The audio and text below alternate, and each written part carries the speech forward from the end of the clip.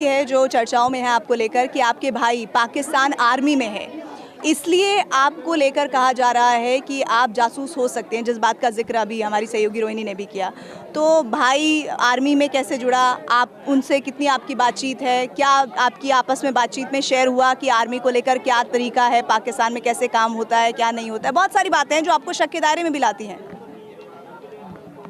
जी ma'am, ऐसा कुछ भी नहीं है। मेरे पापा की इच्छा थी, क्योंकि मेरे भैया को जॉब नहीं मिल रही थी। मेरे भैया हाइट के लंबे और अच्छे हैं, स्मार्ट हैं, 22 साल के हैं, वो ज़्यादा बड़े भी नहीं हैं। तो उनकी मतलब जॉब नहीं, जो हमारे लड़कों को जॉब नहीं मिलती तो वो फ़ौज में ही भर्ती होते हैं। तो ये मैंने खुद ही सच बताया था, और वो अभी भर्ती हुए 2022 में। अभी वो कंफर्म भी नहीं हुए कि आगे वो जाएंगे कि नहीं। अभी उनकी चल रही है, उनकी ज़्यादा सैलरी भी नहीं थी, अभी वो वाकई फ़ौज में भर्ती हुए हैं। नहीं। और आप हिंदुस्तान में आ चुकी हैं, बताया आपने? नहीं, मैं किसी को, मेरे घर वालों को किसी को पता नहीं अच्छा, था। आपके जो पति हैं हैदर, वो जुड़े थे TV9 भारतवर्ष के साथ। उन्होंने कहा कि हम सिंध से कराची चले गए। क्यों चले गए और कहाँ रह रहे थे? क्या परिवार साथ गया था? परिवार साथ कोई भी नहीं आया था। इनके जो गांव हैं, ससुराल से कोई नहीं आया? नहीं, कभी भी मैं उनके साथ नहीं रही। मैं इनके कराची में नहीं रही आप? उनके साथ कभी भी रही, मैं कराची में, पर उनके साथ कभी ना रही। इनके गांव हम गए थे एक ही बार, मेरा लड़का हुआ था। तो इनके गांव में कत्ल आम है, लड़की को मारना बिल्कुल ही आम है। इनके जो इनका गांव है ना, जेकमाबाद, वहाँ लड़की को मारना जैसे मच्छर मार दिया आपने, ऐसे है, मार देते हैं। और कोई इनको रोने भी नहीं देते परिवार को। पाकिस्तान में अभी कहाँ रह रही थी?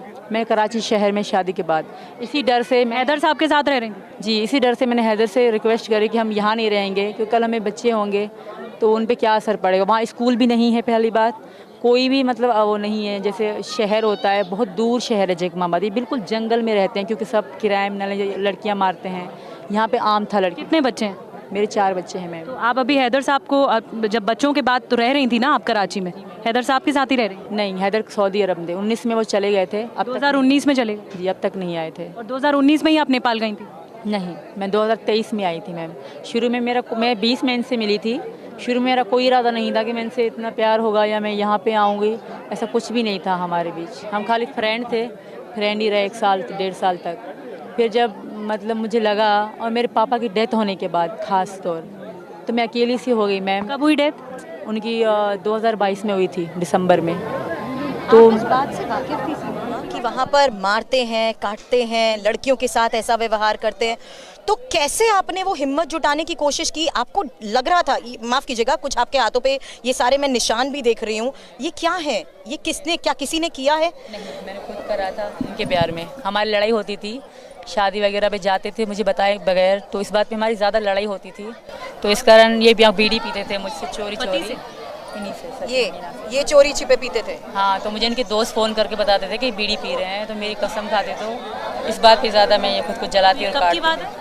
है? ये 2022 2022 की बात है, 1 साल पहले। अच्छा, फिर यही मैं कह रही हूँ, आपके साथ बच्चे भी थे, आप अकेली थी, कैसे आप अपना घर चलाती थी? कैसे आपने ये समझा कि आपको किस रास्ते सचिन तक पहुंचना है? क्या आपके पास उतना पैसा था? क्या काम आपने कुछ किया? कैसे आप सचिन तक पहुंचने के लिए ये कोशिश, ये जद्दोजहद करती आई? क्योंकि क्या सचिन के जरिए आपको पता लगा कि आप कैसे उनके पास पहुंच सकती हैं, चाहे वो नेपाल, क्योंकि आप लोगों ने मिलना शुरू किया? ये हम दोनों ने मिलकर सर्च किया था यूट्यूब के ज़रिए, क्योंकि हमें मिलना था। पहले तो मैंने इंडियन वीज़े के लिए बहुत कोशिश करी, वहाँ की एम्बेसी के इस्लामाबाद में है, तो मैं तो जा नहीं सकती। वहाँ रेलवे एजेंट होते हैं, वो दूसरे एजेंट माने जा रही हैं। रेलवे एजेंट जैसे शॉप होती हैं, उनके आगे लिखे थे रेलवे एजेंट, वो सऊदी अरब का, दुबई का, हर कंट्री का वीज़ा भी लगवा के देते हैं और टिकट भी लगा के देते हैं। तो मैं उन्हीं के पास गई कि मैं इंडिया जाना चाहती हूँ। तो उन्होंने पूछा आपका कौन है? मैंने कहा फ्रेंड है मेरे, क्योंकि ज़्यादातर यही था कि फ्रेंड फैमिली वाले जा सकते हैं भारत, बाकी लोग नहीं जा सकते, कुछ डॉक्यूमेंट्स चाहिए होते हैं। तो मैंने इनको बताया कि मतलब ऐसे ऐसे कागज़ मांग रहे हैं, फिर मैं आपके पास आ सकती हूँ वरना नहीं। तो इन्होंने अपने आईडी कार्ड और राशन कार्ड की कॉपी मुझे भेजी, और मैंने जमा भी करे वहाँ पे अपने फ़ोटो बगैर दुपट्टे के। उन्होंने कहे थे सर ने कि निकाल के दो, आपके एम्बेसी में जमा कराऊंगा, आपका वीज़ा लगेगा। पासपोर्ट बनवा लिया मैंने, तो मैंने वो भी करे। फिर उन्होंने कहा कि एक कागज़ और है, इंडिया से 3 डॉक्यूमेंट्स चाहिए। तीसरी सरकारी ऑफिसर के कागज़, जैसे ड्यूटी का कार्ड होता है, उसकी कॉपी और उनके साइन में आपको फॉर्म बना के दूँगा, करवाएंगी, तभी आप इंडिया जा सकते हो। तब भी 3 महीने आपको वेट करना होगा, और कंफर्म नहीं है कि आपका वीज़ा लगेगा कि नहीं, क्योंकि 100 में से 90% आपका लग सकता है, नहीं लग सकता, और 10% लग सकता है। तो इनसे मैंने बताया, तो हम दोनों बहुत परेशान थे ना, तो मैंने इनको कहा तुम पासपोर्ट बनवा लो, हम दुबई में मिलेंगे पहली बार, मुलाकात का हमने सोचा था कि हम मिलेंगे। तो इन्होंने पासपोर्ट के लिए यहाँ पैसे भी जमा कराए, तो इनको बहुत चीज़ें बता रहे थे, ये समझ ना पा रहे, थोड़े भोले से हैं ये, तो ये समझ ना पा रहे थे। तो फिर नेपाल के बारे में हमें पता पड़ी कि नेपाल में इंडियन लोग बगैर वीज़े के या बगैर पासपोर्ट के आ सकते हैं। तो मैंने इनको बताया कि मैंने कहा तुम नेपाल आ जाओ। इन्होंने भी सर्च मारा था, तो मैंने भी अपना वीज़ा नेपाल का लगवाया। मैं अकेली आई इनसे मिलने के लिए 10 मार्च को। बच्चों की परवरिश करना, 4 बच्चों की परवरिश करना, खुद का घर चलाना, रोजी रोटी कैसे कोशिश करती थी, पैसे कैसे? शुरू में तो मेरे पति मुझे देते थे मैम, मैं झूठ नहीं बोलूँगी, जो सच है मैं वही बोलूँगी।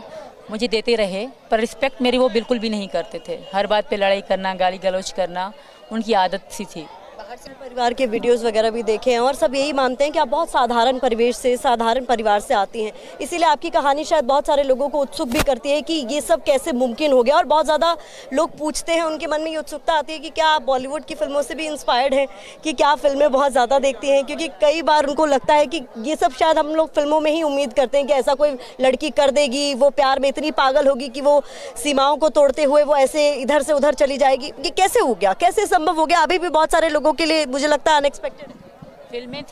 फिल्में बहुत देखती थी, पर मैं इनको खोना नहीं चाहती थी। एक बार पहले मैंने खो दिया था, वो 2013 की बात कर रही हूँ मैं आपसे। मैं किसी को पसंद करती थी, मेरे कज़न थे वो, तो मैं बहुत उनके लिए दुख दे कि मैं शादी करवा दो। शादी की बात चल रही थी, तो सबको पता है, पर पसंद करते हैं तो पसंद एक क्राइम माना जाता है हमारे यहाँ, बहुत बड़ा क्राइम माना जाता है। बलोचों में तो बहुत, मैं बलोच से हूँ, मेरे पति भी बलोच से हैं जो पहले वाले हैं।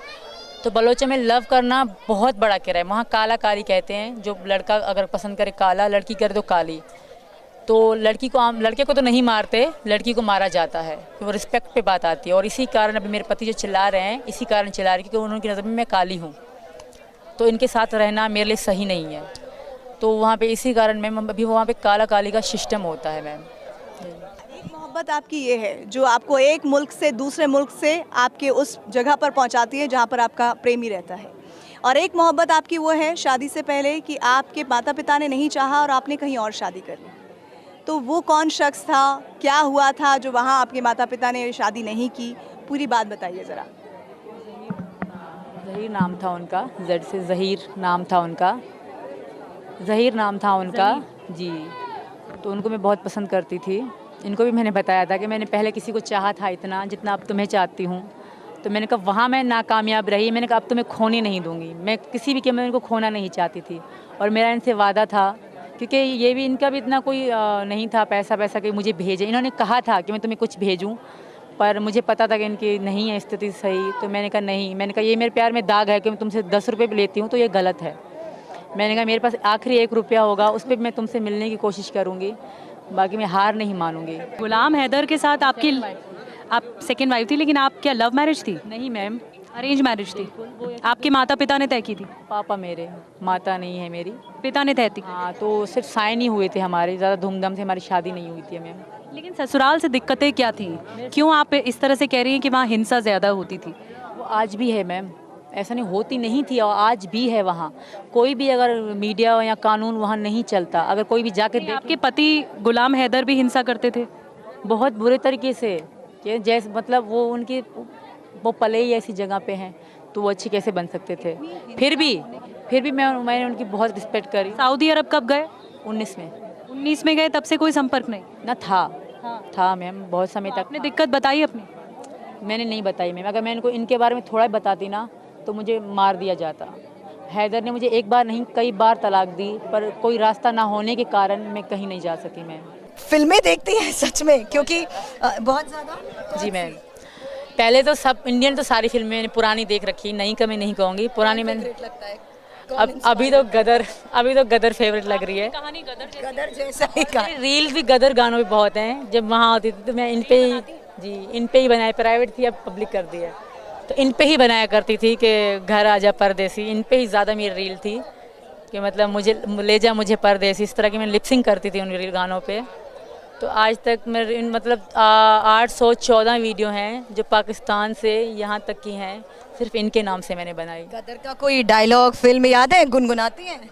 नहीं अच्छा नहीं गाते, अच्छा नहीं गा सकते, मेरे पति गा लेंगे। मेरे आपके पति सुन चुके हैं, हमें भी सुना दीजिए, इशारा कर रहे हैं वो, गा दो। नहीं, वो कह रहे मैं गाऊंगा। गाना गा दीजिए, उनके लिए गा दीजिए। मैंने कहा मैं लिपसिंग कर ली, मेरी आवाज़ अच्छा नहीं है तो सब हंसेंगे मुझे, मैं गाना नहीं चाहती मैम, सॉरी। किस तरीके से इजहार किया था, कैसे उन्हें इम्प्रेस किया था, यही बता दीजिए। इम्प्रेस इन्होंने करा था शुरू में मुझे, पर मैं पता नहीं साथ दी थी, जल्दी से पट गई इनके साथ। और जो ये मैं किया ना, मैं घर से निकली थी सिर्फ इन्हीं के कारण निकली, वरना हम घर में हाउस वाइफ थी, बस बच्चे पालना, आटा गूंद के रोटी बनाना, इस तरह का मेरा काम था। पिक्चरें देख के ही ख्वाब बढ़ रहे थे? बिल्कुल, जब इन्होंने मुझे बताया और मैं इतनी खुश हुआ करती मैं इंडिया, अपने अकेले में भी हंसा करती मैं इंडियन लड़के से बात कर रही हूँ, सबको बताती थी मेरा भारत तक कॉन्टेक्ट है, मैं बस खुश हुआ करती थी मैम। फिर जब इनसे मेरी बहुत मोहब्बत हो गई तो मैं सोचती थी मैं इनके बगैर नहीं रह सकती, मैं रात रात रोती थी, सारी रात 1-2 बजते आ जाते, ये सो जाते थे, मैं यूट्यूब में सर्च मारती थी कि मैं ऐसा नहीं, मेरे बॉर्डर भी सर्च मारे थे, मैं झूठ नहीं कहूँगी कि बॉर्डर से कैसे जा, मतलब ऐसा जुनून, बस जाना है। मैंने बहुत लोगों से मतलब यूट्यूब में कमेंट में मैसेज लिखे कि प्लीज़ मेरी हेल्प कर दो, मुझे इंडिया जाना है, पर आरोप लगते हैं, आप खुद भी चाहती हैं कि जल्द से जल्द आपको उसको लेकर क्लीन चिट मिल जाए, आप कह रही हैं खुद भी आप परेशान हैं। ये भी सवाल पूछा जा रहा है कि भारत आने के लिए शारजाह से आप नेपाल होते हुए फिर भारत आए, ये क्यों, ये रूट आपने क्यों चुना? मैम ऐसा है कि हमारे यहाँ से ना भारत डायरेक्ट जहाज़ आएगा, ना नेपाल डायरेक्ट जहाज़ जाएगा, जैसे कनेक्टेड फ्लाइट कहते हैं, मतलब पाकिस्तान से दुबई से काठमांडू ऐसे जहाज़ उड़ते हैं, सीधा पाकिस्तान से नेपाल जहाज़ नहीं उड़ते मैम। सेकंड टाइम दुबई से मैम, फ्लाई दुबई थी मेरी, दुबई का जहाज़ था फ्लाई दुबई, तो पाकिस्तान से दुबई से मैं काठमांडू आई। अच्छा, ये तो बता दीजिए किस वादे के साथ आप लेकर आए हिंदुस्तान में, तो जो प्यार करते हैं वो तो बता दीजिए पब्लिक को। जो हमारा प्यार है, प्यार का ही वादा है हमारा, प्यार का वादा है, ये वादा है इन्होंने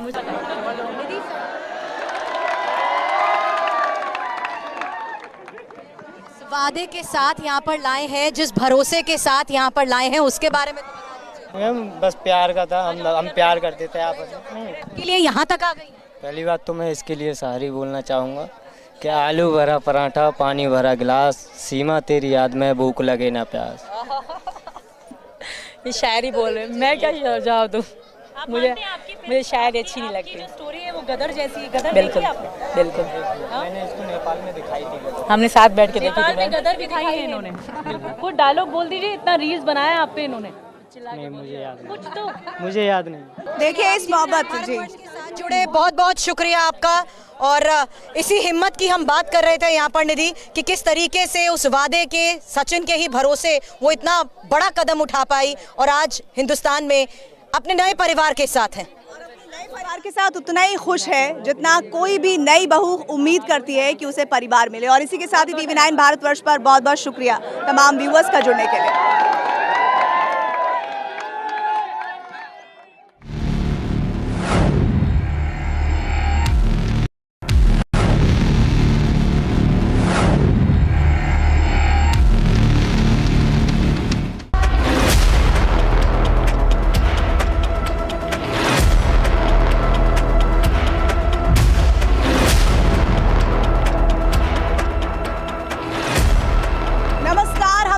मौजूद है राघोपुरा गांव में, जो कि ग्रेटर नोएडा में पड़ता है। आज बात एक लड़की की, उस लड़की की जो अपने प्यार की खातिर पूरी दुनिया से लड़ गई। नाम सीमा, मुल्क पाकिस्तान। मैं प्रीति रघुनंदन उसके मायके की कहानी आज आप तक पहुंचाऊंगी। नमस्कार, मेरा नाम निधि वासंदानी है और मैं सीमा के ससुराल की कहानी पहुंचाऊंगी, जो कि सिंध से है। पाकिस्तान के सिंध से कैसे वो ग्रेटर नोएडा आ गई, ये कहानी भी हम आप तक पहुंचाएंगे। नमस्कार, आपके साथ मैं हूं सुरभीश शर्मा। और पाकिस्तान की बात होती है तो वो बहुत स्टीरियोटाइप है, महिलाएं भी ज्यादातर पर्दे में रहती हैं। और सिंध एक ऐसी जगह जो कि हॉरर किलिंग के लिए कुख्यात भी है। आज कट्टर पाकिस्तान की सीमा की प्यार की कहानी आपको मैं बताऊंगी। नमस्कार, आप सभी के साथ मैं हूं प्रतिभा मिश्रा। साधारण से बैकग्राउंड की एक लड़की जो कि पाकिस्तान के एक पिछड़े इलाके से आती है, वो आखिरकार एक वायलेंट गेम जिसे पबजी कहा जाता है वो कैसे खेलती है, उसके प्यार की कहानी, उसकी बहुत पर भी आज बात होगी। नमस्कार, मैं ऋतु रोहिणी भारत पाक के प्यार से जुड़ी हुई फिल्मों में, कहानियों में हीरोइनें जो है वो या तो हीर हैं या राजी हैं, लेकिन सीमा प्रेमिका है या फिर एक जासूस, इसकी कहानी मैं आपको बताऊंगी। सीमा की कहानी किसी फिल्म से कम नहीं लगती, लेकिन उन तमाम कहानियों के बीच ऐसा बहुत कुछ है जो आप सीमा के बारे में, जो पाकिस्तान से यहाँ ग्रेटर नोएडा तक का सफ़र तय कर चुकी हैं, आपने नहीं जाना होगा, नहीं सुना होगा। तो उन्हीं कहानियों को हम आज TV9 भारतवर्ष पर बेपर्दा करेंगे। सबसे पहला सवाल मेरा आपसे सीमा कि आप बचपन में किस तरह से आपका पढ़ना लिखना हुआ, आपकी परवरिश कैसे हुई, माता पिता का प्यार, भाई बहन, क्या क्या रहा, एक एक करके सिलसिलेवार शुरू से आप बताइए। मैम पहले तो मेरी जो मम्मी थी, हम बहुत छोटे थे। मेरी छोटी बहन है जो अब 20 साल की है, वो मम्मी तब बहुत छोटी 2 महीने से 3 महीने की थी, मेरी मम्मी की डेथ हो गई थी। तो इसलिए माँ हमने कभी देखी नहीं। हमारे पापा ही हमारी माँ थे, पापा ही हमारे पापा थे। तो गांव में हमें पली बड़ी हूँ, वही गांव के खेतों में घास फूस करना, ये वो करना, हम वहीं पे रहते थे गांव में। बचपन से गांव में रही हूँ मैं। तो स्कूल कभी गई नहीं हूँ, ट्यूशन पढ़ी हूँ। पापा ने, जब मुझे बहुत शौक़ था हम तीनों बहनों को, तो हमारे पापा बहुत अच्छे थे, जैसे माँ भी थे और पापा भी थे। तो उन्होंने ट्यूशन पे बिठाया और एक सरकारी स्कीम खुली थी वहाँ घर घर बच्चों को पढ़ाना, जो महिलाएं सिंध में नहीं निकलती ज़्यादातर, तो उन्हें घर घर पढ़ाया जाए। तो वहीं से मैंने थोड़ी सी शिक्षा ली, तो 5 तक, ज़्यादा नहीं मेरी शिक्षा है मैम। जी मैम। शादी कब हुई, क्या उम्र में शादी हुई थी? मेरी तब मैं 18 से 17 साल की थी मैम। इतनी जल्दी शादी हो गई, राजी थी? राज़ी नहीं थी मैम, मैं किसी और को पसंद करती थी और मेरी इनसे शादी करा दी गई। आपने माता पिता को बताया था? मेरे पापा को पता था, मम्मी तो थी ही नहीं। तो हमारे यहाँ पसंद की शादी अगर किसी पसंद करना क्राइम माना जाता है मैम, गांव में क्राइम ही माना जाता है। यहाँ तो उनकी कहीं दूर शादी कर देते हैं, कहीं भी कोई भी कैसा रिश्ता मिल जाए तो उनकी दूर शादी कर देते हैं। ससुराल भी सिंध में है? जी दूर है थोड़ा, पर सिंध में है। मेरा सवाल इस बात को लेकर है सीमा आपसे, जिस जगह पर आपकी परवरिश हुई है और जिस मुल्क में, जिस कट्टरता की हम बात करते हैं पाकिस्तान में, वहां रहते हुए आपने इस प्यार के लिए वो हिम्मत कैसे जुटाई? आपने कहा पहले आप किसी और से प्यार करती थी, उसके बाद शादी आपकी हैदर के साथ भी हुई, और सचिन के साथ जुड़ना, किस तरीके से उस प्यार के एहसास को समझते हुए आप इतना बड़ा कदम उठा पाई? मेरी पहले तो शुरू में तो मैंने नहीं सोचा था कि कभी मैं भारत आने का सोचूंगी भी। हम गेम खेलते थे साथ में, तो अच्छा लगता था इनके साथ, क्योंकि मैं अकेली रहती थी। मेरे पति तो दूसरे देश में थे, मेरे पापा ही थे, वो ऑटो रिक्शा चलाते थे। वो रात को आते थे और सोते थे, सुबह को चले जाते थे। तो हमारे 2 कमरे थे, छोटा सा घर था, ज़्यादा बड़ा घर नहीं था। तो इनके साथ गेम खेलना, बात करना अच्छा लगता था, क्योंकि अकेली रहती थी, बच्चे मेरे छोटे थे तो वो सो जाते थे, या वो मतलब बातचीत इतनी नहीं करते थे। तो मुझे इनके साथ इतना अच्छा लगता था टाइम स्पेंड करना, दिन में रात में हम बातें ही करते रहते थे। ये इंडिया दिखाते थे, मैं पाकिस्तान, तो मुझे बहुत अच्छा लगता था इनके से बात। नहीं, मुझे खुशी होती थी कि मैं किसी इंडियन लड़के से बात कर रही हूँ। एक फीलिंग अलग होती थी जब इनको मैं अपना देश दिखाती थी, अपने वहाँ पे शादी, ये फंक्शन दिखाती थी, तो ये भी इंटरेस्ट से देखते थे और मैं भी इंटरेस्ट से ये यहाँ के त्यौहार वगैरह मुझे दिखाते थे कि आज हम होली मनाई इन्होंने, तो दिखाते, बहुत इंटरेस्ट, बहुत अच्छा लगता था मुझे। जिन लोगों के बीच आप रही हैं, उनकी सोच से तो आप वाकिफ थी कि किस तरीके से उनका नजरिया है? उनके रहते हुए कदम उठाना आसान था?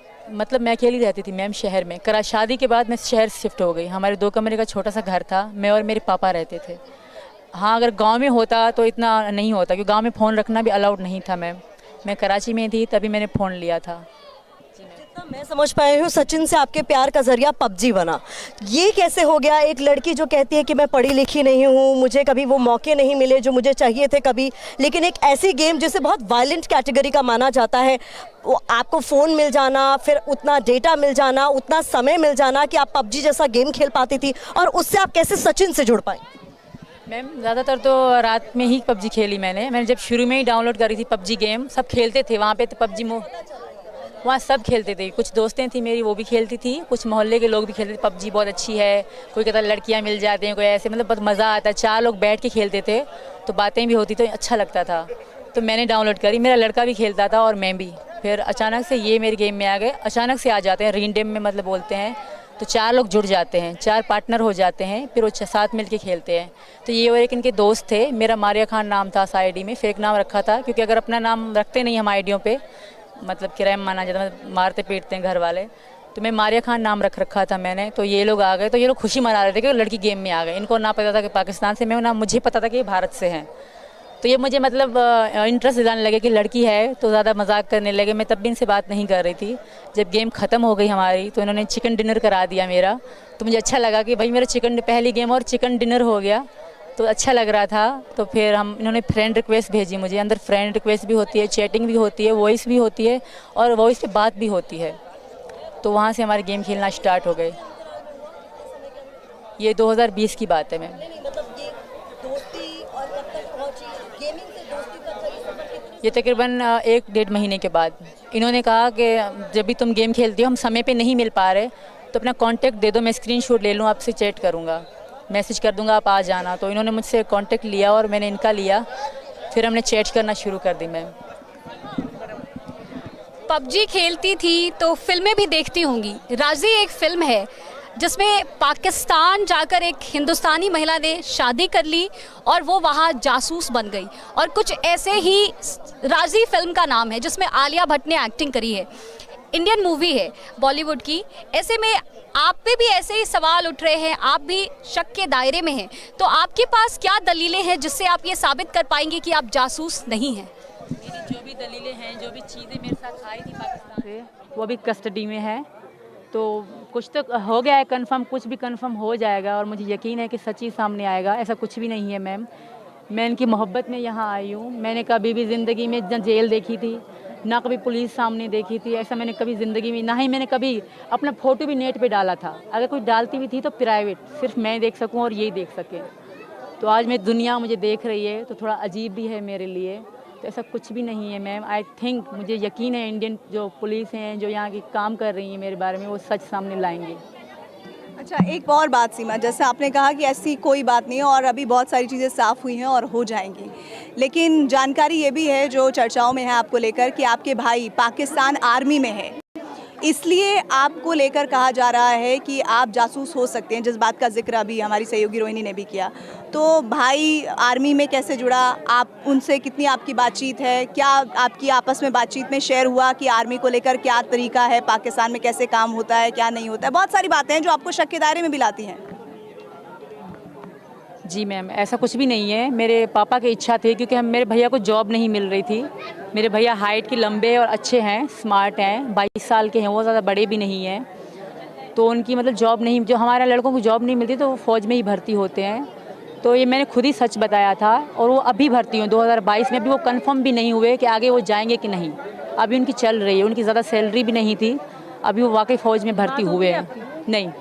और आप हिंदुस्तान में आ चुकी हैं, बताया आपने? नहीं, मैं किसी को, मेरे घर वालों को किसी को पता नहीं था। आपके जो पति हैं हैदर, वो जुड़े थे TV9 भारतवर्ष के साथ। उन्होंने कहा कि हम सिंध से कराची चले गए। क्यों चले गए और कहाँ रह रहे थे? क्या परिवार साथ गया था? परिवार साथ कोई भी नहीं आया था। इनके जो गांव हैं, ससुराल से कोई नहीं आया? नहीं, कभी भी मैं उनके साथ नहीं रही। मैं इनके कराची में नहीं रही आप? उनके साथ कभी भी रही मैं कराची में, पर उनके साथ कभी ना रही। इनके गांव हम गए थे एक ही बार, मेरा लड़का हुआ था। तो इनके गांव में कत्ल आम है, लड़की को मारना बिल्कुल ही आम है। इनके जो इनका गांव है ना जेकमाबाद, वहाँ लड़की को मारना जैसे मच्छर मार दिया आपने, ऐसे है, मार देते हैं और कोई उनको रोने भी नहीं देते परिवार को। पाकिस्तान में अभी कहाँ रह रही थी? मैं कराची शहर में शादी के बाद। इसी डर से मैं हैदर साहब के साथ रह रही थी? जी, इसी डर से मैंने हैदर से रिक्वेस्ट करी कि हम यहाँ नहीं रहेंगे, क्योंकि कल हमें बच्चे होंगे तो उन पर क्या असर पड़ेगा। वहाँ स्कूल भी नहीं है, पहली बात कोई भी मतलब वो नहीं है। जैसे शहर होता है, बहुत दूर शहर है जेकमाबाद, ये बिल्कुल जंगल में रहते हैं, क्योंकि सब क्राइम लड़कियाँ मारते हैं। यहाँ पे आम था लड़की। कितने बच्चे हैं? मेरे 4 बच्चे हैं मैम। तो आप अभी हैदर साहब को, जब बच्चों के बाद तो रह रही थी ना आप कराची में, हैदर साहब के साथ ही रह रही? नहीं, हैदर सऊदी अरब में 19 में वो चले गए थे। अब 2019 में चले गए? जी, अब तक नहीं आए थे। और 2019 में ही आप नेपाल गई थी? नहीं, मैं 2023 में आई थी मैम। शुरू में मैं 20 में इनसे मिली थी। शुरू में मेरा कोई इरादा नहीं था कि मैं इनसे इतना प्यार होगा या मैं यहाँ पे आऊँगी, ऐसा कुछ भी नहीं था हमारे बीच। हम खाली फ्रेंड थे, फ्रेंड ही रहे 1 साल 1.5 साल तक। फिर जब मतलब मुझे लगा, और मेरे पापा की डेथ होने के बाद ख़ास तौर, तो मैं अकेली सी हो गई मैम। कब हुई डेथ? उनकी 2022 में हुई थी, दिसंबर में। तो इस बात से वाकिफ थी कि वहाँ पर मारते हैं, काटते हैं, लड़कियों के साथ ऐसा व्यवहार करते हैं, तो कैसे आपने वो हिम्मत जुटाने की कोशिश की? आपको लग रहा था, माफ़ कीजिएगा, कुछ आपके हाथों पे ये सारे मैं निशान भी देख रही हूँ, ये क्या है? ये किसने, क्या किसी ने किया है? नहीं, मैंने खुद करा था इनके प्यार में। हमारी लड़ाई होती थी, शादी वगैरह पे जाते थे मुझे बताए बगैर, तो इस बात पे हमारी ज़्यादा लड़ाई होती थी। तो इस कारण ये बीड़ी पीते थे मुझसे चोरी चोरी। इन्हीं से सच ये में ना। ये चोरी छिपे पीते थे? हाँ, तो मुझे इनके दोस्त फ़ोन करके बताते थे कि बीड़ी पी रहे हैं, तो मेरी कसम खाते। तो इस बात पे ज़्यादा मैं ये खुद को जलाती और कब की काटती बात थी। है? ये 2022 2022 की बात है, 1 साल पहले। अच्छा, फिर यही मैं कह रही हूँ, आपके साथ बच्चे भी थे, आप अकेली थी, कैसे आप अपना घर चलाती थी? कैसे आपने ये समझा कि आपको किस रास्ते सचिन तक पहुंचना है? क्या आपके पास उतना पैसा था? क्या काम आपने कुछ किया? कैसे आप सचिन तक पहुंचने के लिए ये कोशिश, ये जद्दोजहद करती आई? क्योंकि क्या सचिन के जरिए आपको पता लगा कि आप कैसे उनके पास पहुंच सकती हैं, चाहे वो नेपाल, क्योंकि आप लोगों ने मिलना शुरू किया? ये हम दोनों ने मिलकर सर्च किया था यूट्यूब के ज़रिए, क्योंकि हमें मिलना था। पहले तो मैंने इंडियन वीज़े के लिए बहुत कोशिश करी, वहाँ की एम्बेसी के इस्लामाबाद में है, तो मैं तो जा नहीं सकती। वहाँ रेलवे एजेंट होते हैं, वो दूसरे एजेंट माने जा रही हैं, या रेलवे एजेंट जैसे शॉप होती हैं, उनके आगे लिखे थे रेलवे एजेंट। वो सऊदी अरब का, दुबई का, हर कंट्री का वीज़ा भी लगवा के देते हैं और टिकट भी लगा के देते हैं। तो मैं उन्हीं के पास गई कि मैं इंडिया जाना चाहती हूँ। तो उन्होंने पूछा आपका कौन है? मैंने कहा फ्रेंड है मेरे, क्योंकि ज़्यादातर यही था कि फ्रेंड ने, फैमिली वाले जा सकते हैं भारत, बाकी लोग नहीं जा सकते, कुछ डॉक्यूमेंट्स चाहिए होते हैं। तो मैंने इनको बताया कि मतलब ऐसे ऐसे कागज़ मांग रहे हैं, फिर मैं आपके पास आ सकती हूँ वरना नहीं। तो इन्होंने अपने आईडी कार्ड और राशन कार्ड की कॉपी मुझे भेजी और मैंने जमा भी करे वहाँ पे अपने फ़ोटो बगैर दुपट्टे के। उन्होंने कहे थे सर ने कि निकाल के दो, आपके एम्बेसी में जमा कराऊंगा, आपका वीज़ा लगेगा। पासपोर्ट बनवा लिया मैंने, तो मैंने वो भी करे। फिर उन्होंने कहा कि एक कागज़ और है, इंडिया से 3 डॉक्यूमेंट्स चाहिए, तीसरी सरकारी ऑफिसर के कागज़, जैसे ड्यूटी का कार्ड होता है उसकी कॉपी, और उनके साइन में आपको फॉर्म बना के दूँगा, करवाएंगी, तभी आप इंडिया जा सकते हो। तब भी 3 महीने आपको वेट करना होगा और कंफर्म नहीं है कि आपका वीज़ा लगेगा कि नहीं, क्योंकि 100 में से 90% आपका लग सकता है, नहीं लग सकता, और 10% लग सकता है। तो इनसे मैंने बताया, तो हम दोनों बहुत परेशान थे ना, तो मैंने इनको कहा तुम पासपोर्ट बनवा लो, हम दुबई में मिलेंगे, पहली बार मुलाकात का हमने सोचा था कि हम मिलेंगे। तो इन्होंने पासपोर्ट के लिए यहाँ पैसे भी जमा कराए। तो इनको बहुत चीज़ें बता रहे थे, ये समझ ना पा रहे, थोड़े भोले से हैं ये, तो ये समझ ना पा रहे थे। तो फिर नेपाल के बारे में हमें पता पड़ी कि नेपाल में इंडियन लोग बगैर वीज़े के या बगैर पासपोर्ट के आ सकते हैं। तो मैंने इनको बताया कि मैंने कहा तुम नेपाल आ जाओ। इन्होंने भी सर्च मारा था, तो मैंने भी अपना वीज़ा नेपाल का लगवाया। मैं अकेली आई इनसे मिलने के लिए 10 मार्च को। बच्चों की परवरिश करना, 4 बच्चों की परवरिश करना, खुद का घर चलाना, रोजी रोटी कैसे कोशिश करती थी? पैसे कैसे? शुरू में तो मेरे पति मुझे देते थे मैम, मैं झूठ नहीं बोलूँगी, जो सच है मैं वही बोलूँगी, मुझे देते रहे, पर रिस्पेक्ट मेरी वो बिल्कुल भी नहीं करते थे। हर बात पे लड़ाई करना, गाली गलौज करना उनकी आदत सी थी। बाहर से परिवार के वीडियोस वगैरह भी देखे हैं और सब यही मानते हैं कि आप बहुत साधारण परिवेश से, साधारण परिवार से आती हैं, इसीलिए आपकी कहानी शायद बहुत सारे लोगों को उत्सुक भी करती है कि ये सब कैसे मुमकिन हो गया। और बहुत ज़्यादा लोग पूछते हैं, उनके मन में ये उत्सुकता आती है कि क्या आप बॉलीवुड की फिल्मों से भी इंस्पायर्ड हैं, कि क्या फिल्में बहुत ज़्यादा देखती हैं, क्योंकि कई बार उनको लगता है कि ये सब शायद हम लोग फिल्मों में ही उम्मीद करते हैं कि ऐसा कोई लड़की कर देगी, वो प्यार में इतनी पागल होगी कि वो सीमाओं को तोड़ते हुए वो ऐसे इधर से उधर चली जाएगी। ये कैसे हो गया, कैसे संभव हो गया? अभी भी बहुत सारे लोगों के लिए मुझे लगता है अनएक्सपेक्टेड। फिल्में बहुत देखती थी, पर मैं इनको खोना नहीं चाहती थी। एक बार पहले मैंने खो दिया था, वो 2013 की बात कर रही हूँ मैं आपसे। मैं किसी को पसंद करती थी, मेरे कज़न थे वो, तो मैं बहुत उनके लिए दुख दे कि मैं शादी करवा दो। शादी की बात चल रही थी, तो सबको पता पड़ कि पसंद करते हैं तो पसंद एक क्राइम माना जाता है, हमारे यहाँ बहुत बड़ा क्राइम माना जाता है। बलोचों में तो बहुत, मैं बलोच से हूँ, मेरे पति भी बलोच से हैं जो पहले वाले हैं, तो बलोचों में लव करना बहुत बड़ा क्राइम। वहाँ काला कारी कहते हैं, जो लड़का अगर पसंद करे काला, लड़की करे तो काली। तो लड़के को तो नहीं मारते, लड़की को मारा जाता है, तो वो रिस्पेक्ट पे बात आती है। और इसी कारण अभी मेरे पति जो चिल्ला रहे हैं, इसी कारण चिल्ला रहे हैं क्योंकि उनकी नज़र में मैं काली हूँ, तो इनके साथ रहना मेरे लिए सही नहीं है। तो वहाँ पे इसी कारण मैम अभी वहाँ पे काला काली का सिस्टम होता है मैम। मोहब्बत आपकी ये है जो आपको एक मुल्क से दूसरे मुल्क से आपके उस जगह पर पहुंचाती है जहां पर आपका प्रेमी रहता है, और एक मोहब्बत आपकी वो है शादी से पहले कि आपके माता पिता ने नहीं चाहा और आपने कहीं और शादी कर ली। तो वो कौन शख्स था, क्या हुआ था जो वहां आपके माता पिता ने शादी नहीं की? पूरी बात बताइए ज़रा। ज़हीर नाम था उनका, जेड से ज़हीर नाम था उनका, ज़हीर नाम था उनका जी। तो उनको मैं बहुत पसंद करती थी। इनको भी मैंने बताया था कि मैंने पहले किसी को चाहा था इतना जितना अब तुम्हें चाहती हूँ, तो मैंने कहा वहाँ मैं नाकामयाब रही, मैंने कहा अब तो मैं खोने नहीं दूंगी, मैं किसी भी कीमत इनको खोना नहीं चाहती थी। और मेरा इनसे वादा था, क्योंकि ये भी इनका भी इतना कोई नहीं था पैसा कि मुझे भेजें। इन्होंने कहा था कि मैं तुम्हें कुछ भेजूं, पर मुझे पता था कि इनकी नहीं है स्थिति सही, तो मैंने कहा नहीं, मैंने कहा ये मेरे प्यार में दाग है कि मैं तुमसे 10 रुपये भी लेती हूँ तो ये गलत है। मैंने कहा मेरे पास आखिरी 1 रुपया होगा, उस पर मैं तुमसे मिलने की कोशिश करूँगी, बाकी मैं हार नहीं मानूंगी। गुलाम हैदर के साथ आपकी आप सेकेंड वाइफ थी, लेकिन आप क्या लव मैरिज थी? नहीं मैम, अरेंज मैरिज थी? आपके माता पिता ने तय की थी? पापा मेरे, माता नहीं है मेरी। पिता ने तय की? हाँ, तो सिर्फ साइन ही हुए थे हमारे, ज़्यादा धूमधाम से हमारी शादी नहीं हुई थी मैम। लेकिन ससुराल से दिक्कतें क्या थी? क्यों आप इस तरह से कह रही हैं कि वहाँ हिंसा ज़्यादा होती थी? वो आज भी है मैम, ऐसा नहीं होती नहीं थी, और आज भी है। वहाँ कोई भी अगर मीडिया या कानून वहाँ नहीं चलता, अगर कोई भी जाकर देख, आपके पति गुलाम हैदर भी हिंसा करते थे? बहुत बुरे तरीके से, कि जैसे मतलब वो पले ही ऐसी जगह पे हैं, तो वो अच्छे कैसे बन सकते थे? फिर भी मैंने उनकी बहुत रिस्पेक्ट करी। सऊदी अरब कब गए? 19 में। 19 में गए, तब से कोई संपर्क नहीं? ना था मैम, बहुत समय तक। आपने दिक्कत बताई अपनी? मैंने नहीं बताई मैम, अगर मैं इनको इनके बारे में थोड़ा बताती ना तो मुझे मार दिया जाता।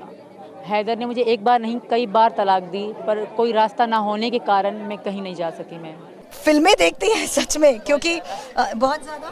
जी मैम, पहले तो सब इंडियन तो सारी फिल्में मैंने पुरानी देख रखी, नई का मैं नहीं कहूँगी, पुरानी मैंने। अभी तो गदर फेवरेट लग रही है। कहानी गदर जैसा ही रील भी गदर गानों भी बहुत हैं। जब वहाँ होती थी तो मैं इन पे ही बनाए, प्राइवेट थी अब पब्लिक कर दिया, तो इन पे ही बनाया करती थी कि घर आजा परदेसी, इन पे ही ज़्यादा मेरी रील थी कि मतलब मुझे ले जा मुझे परदेसी, इस तरह की मैं लिपसिंग करती थी उन रील गानों पे। तो आज तक मेरे मतलब 814 वीडियो हैं जो पाकिस्तान से यहाँ तक की हैं, सिर्फ इनके नाम से मैंने बनाई। गदर का कोई डायलॉग फिल्म याद है? गुनगुनाती हैं? नहीं अच्छा नहीं गा सकती, मेरे पति गा लेंगे। मैं आपके पति सुन चुके हैं, हमें भी सुना दीजिए, इशारा कर रहे हैं वो, गा दो। नहीं, वो कह रहे मैं गाऊंगा। गाना गा दीजिए, उनके लिए गा दीजिए। मैंने कहा मैं लिपसिंग कर ली, मेरी आवाज़ अच्छा नहीं है तो सब हंसेंगे मुझे, मैं गाना नहीं चाहती मैम, सॉरी। किस तरीके से इजहार किया था, कैसे उन्हें इम्प्रेस किया था, यही बता दीजिए। इम्प्रेस इन्होंने करा था शुरू में मुझे, पर मैं पता नहीं साथ दी थी, जल्दी से पट गई इनके साथ। और जो ये मैं किया ना, मैं घर से निकली थी सिर्फ इन्हीं के कारण निकली, वरना मैं हाउस वाइफ थी, बस बच्चे पालना, आटा गूंद के रोटी बनाना, इस तरह का मेरा काम था। पिक्चरें देख के ही ख्वाब बढ़ रहे थे? बिल्कुल, जब इन्होंने मुझे बताया, और मैं इतनी खुश हुआ करती, मैं इंडिया अपने अकेले में भी हंसा करती, मैं इंडियन लड़के से बात कर रही हूँ, सबको बताती थी मेरा भारत तक कॉन्टेक्ट है, मैं बस खुश हुआ करती थी मैम।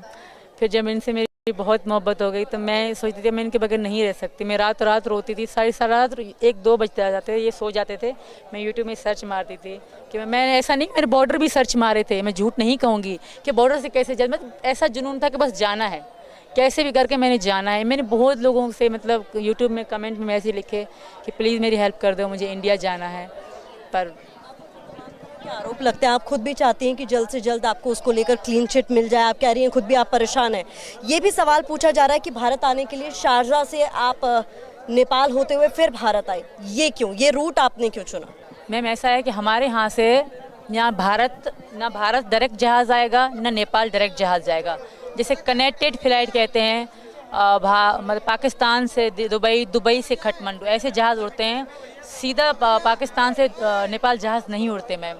सेकंड टाइम दुबई से मैम, फ्लाई दुबई थी मेरी, दुबई का जहाज़ था फ्लाई दुबई, तो पाकिस्तान से दुबई से मैं काठमांडू आई। अच्छा, ये तो बता दीजिए किस वादे के साथ आप लेकर आए हिंदुस्तान में, तो जो प्यार करते हैं वो तो बता दीजिए पब्लिक को। जो हमारा प्यार है, प्यार का ही वादा है, हमारा प्यार का वादा है, हमारा वादा है, इन्होंने मुझे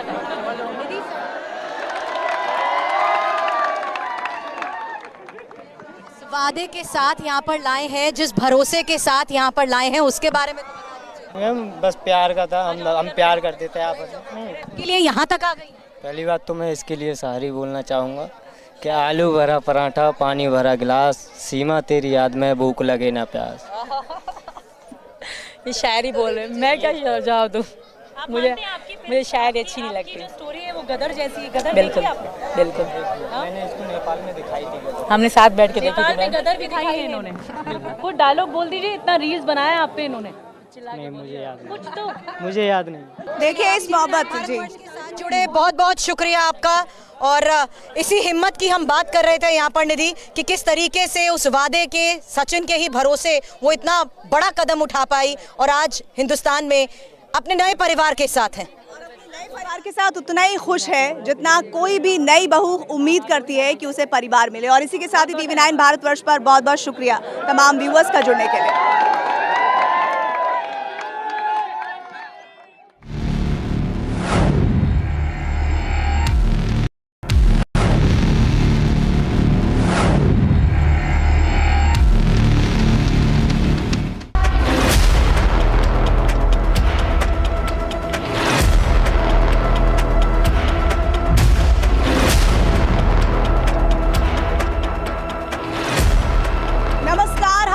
मौजूद है राघोपुरा गांव में जो कि ग्रेटर नोएडा में पड़ता है। आज बात एक लड़की की, उस लड़की की जो अपने प्यार की खातिर पूरी दुनिया से लड़ गई। नाम सीमा, मुल्क पाकिस्तान। मैं प्रीति रघुनंदन उसके मायके की कहानी आज आप तक पहुंचाऊंगी। नमस्कार, मेरा नाम निधि वासंदानी है और मैं सीमा के ससुराल की कहानी पहुंचाऊंगी जो कि सिंध से है। पाकिस्तान के सिंध से कैसे वो ग्रेटर नोएडा आ गई, ये कहानी भी हम आप तक पहुंचाएंगे। नमस्कार, आपके साथ मैं हूं सुरभि शर्मा। और पाकिस्तान की बात होती है तो वो बहुत स्टीरियोटाइप है। महिलाएं भी ज्यादातर पर्दे में रहती हैं और सिंध एक ऐसी जगह जो कि हॉरर किलिंग के लिए कुख्यात भी है। आज कट्टर पाकिस्तान की सीमा की प्यार की कहानी आपको मैं बताऊंगी। नमस्कार, आप सभी के साथ मैं हूं प्रतिभा मिश्रा। साधारण से बैकग्राउंड की एक लड़की जो कि पाकिस्तान के एक पिछड़े इलाके से आती है, वो आखिरकार एक वायलेंट गेम जिसे PUBG कहा जाता है वो कैसे खेलती है, उसके प्यार की कहानी, उसकी बहुत चर्चा हो रही है, उस पर भी आज बात होगी। नमस्कार, मैं ऋतु रोहिणी। भारत पाक के प्यार से जुड़ी हुई फिल्मों में, कहानियों में हीरोइनें जो है वो या तो हीर हैं या राजी हैं, लेकिन सीमा प्रेमिका है या फिर एक जासूस, इसकी कहानी मैं आपको बताऊंगी। सीमा की कहानी किसी फिल्म से कम नहीं लगती, लेकिन उन तमाम कहानियों के बीच ऐसा बहुत कुछ है जो आप सीमा के बारे में, जो पाकिस्तान से यहाँ ग्रेटर नोएडा तक का सफ़र तय कर चुकी हैं, आपने नहीं जाना होगा, नहीं सुना होगा। तो उन्हीं कहानियों को हम आज TV9 भारतवर्ष पर बेपर्दा करेंगे। सबसे पहला सवाल मेरा आपसे सीमा कि आप बचपन में किस तरह से आपका पढ़ना लिखना हुआ, आपकी परवरिश कैसे हुई, माता पिता का प्यार, भाई बहन, क्या क्या रहा, एक एक करके सिलसिलेवार शुरू से आप बताइए। मैम, पहले तो मेरी जो मम्मी थी, हम बहुत छोटे थे। मेरी छोटी बहन है जो अब 20 साल की है, वो मम्मी तब बहुत छोटी, 2 महीने से 3 महीने की थी, मेरी मम्मी की डेथ हो गई थी। तो इसलिए माँ हमने कभी देखी नहीं। हमारे पापा ही हमारी माँ थे, पापा ही हमारे पापा थे। तो गांव में हमें पली बड़ी हूँ, वही गांव के खेतों में घास फूस करना, ये वो करना, हम वहीं पे रहते थे गांव में। बचपन से गांव में रही हूँ मैं। तो स्कूल कभी गई नहीं हूँ, ट्यूशन पढ़ी हूँ। पापा ने, जब मुझे बहुत शौक़ था हम तीनों बहनों को, तो हमारे पापा बहुत अच्छे थे, जैसे माँ भी थे और पापा भी थे। तो उन्होंने ट्यूशन पर बिठाया और एक सरकारी स्कीम खुली थी वहाँ, घर घर बच्चों को पढ़ाना, जो महिलाएँ सिंध में नहीं निकलती ज़्यादातर, तो उन्हें घर घर पढ़ाया जाए। तो वहीं से मैंने थोड़ी सी शिक्षा ली, कोई 5 तक, ज़्यादा नहीं मेरी शिक्षा है मैम। जी मैम। शादी कब हुई, क्या उम्र में शादी हुई थी मेरी? तब मैं 18 से 17 साल की थी मैम। इतनी जल्दी शादी हो गई? राजी थी? राज़ी नहीं थी मैम, मैं किसी और को पसंद करती थी और मेरी इनसे शादी करा दी गई। तो आपने माता पिता को बताया था? मेरे पापा को पता था, मम्मी तो थी ही नहीं।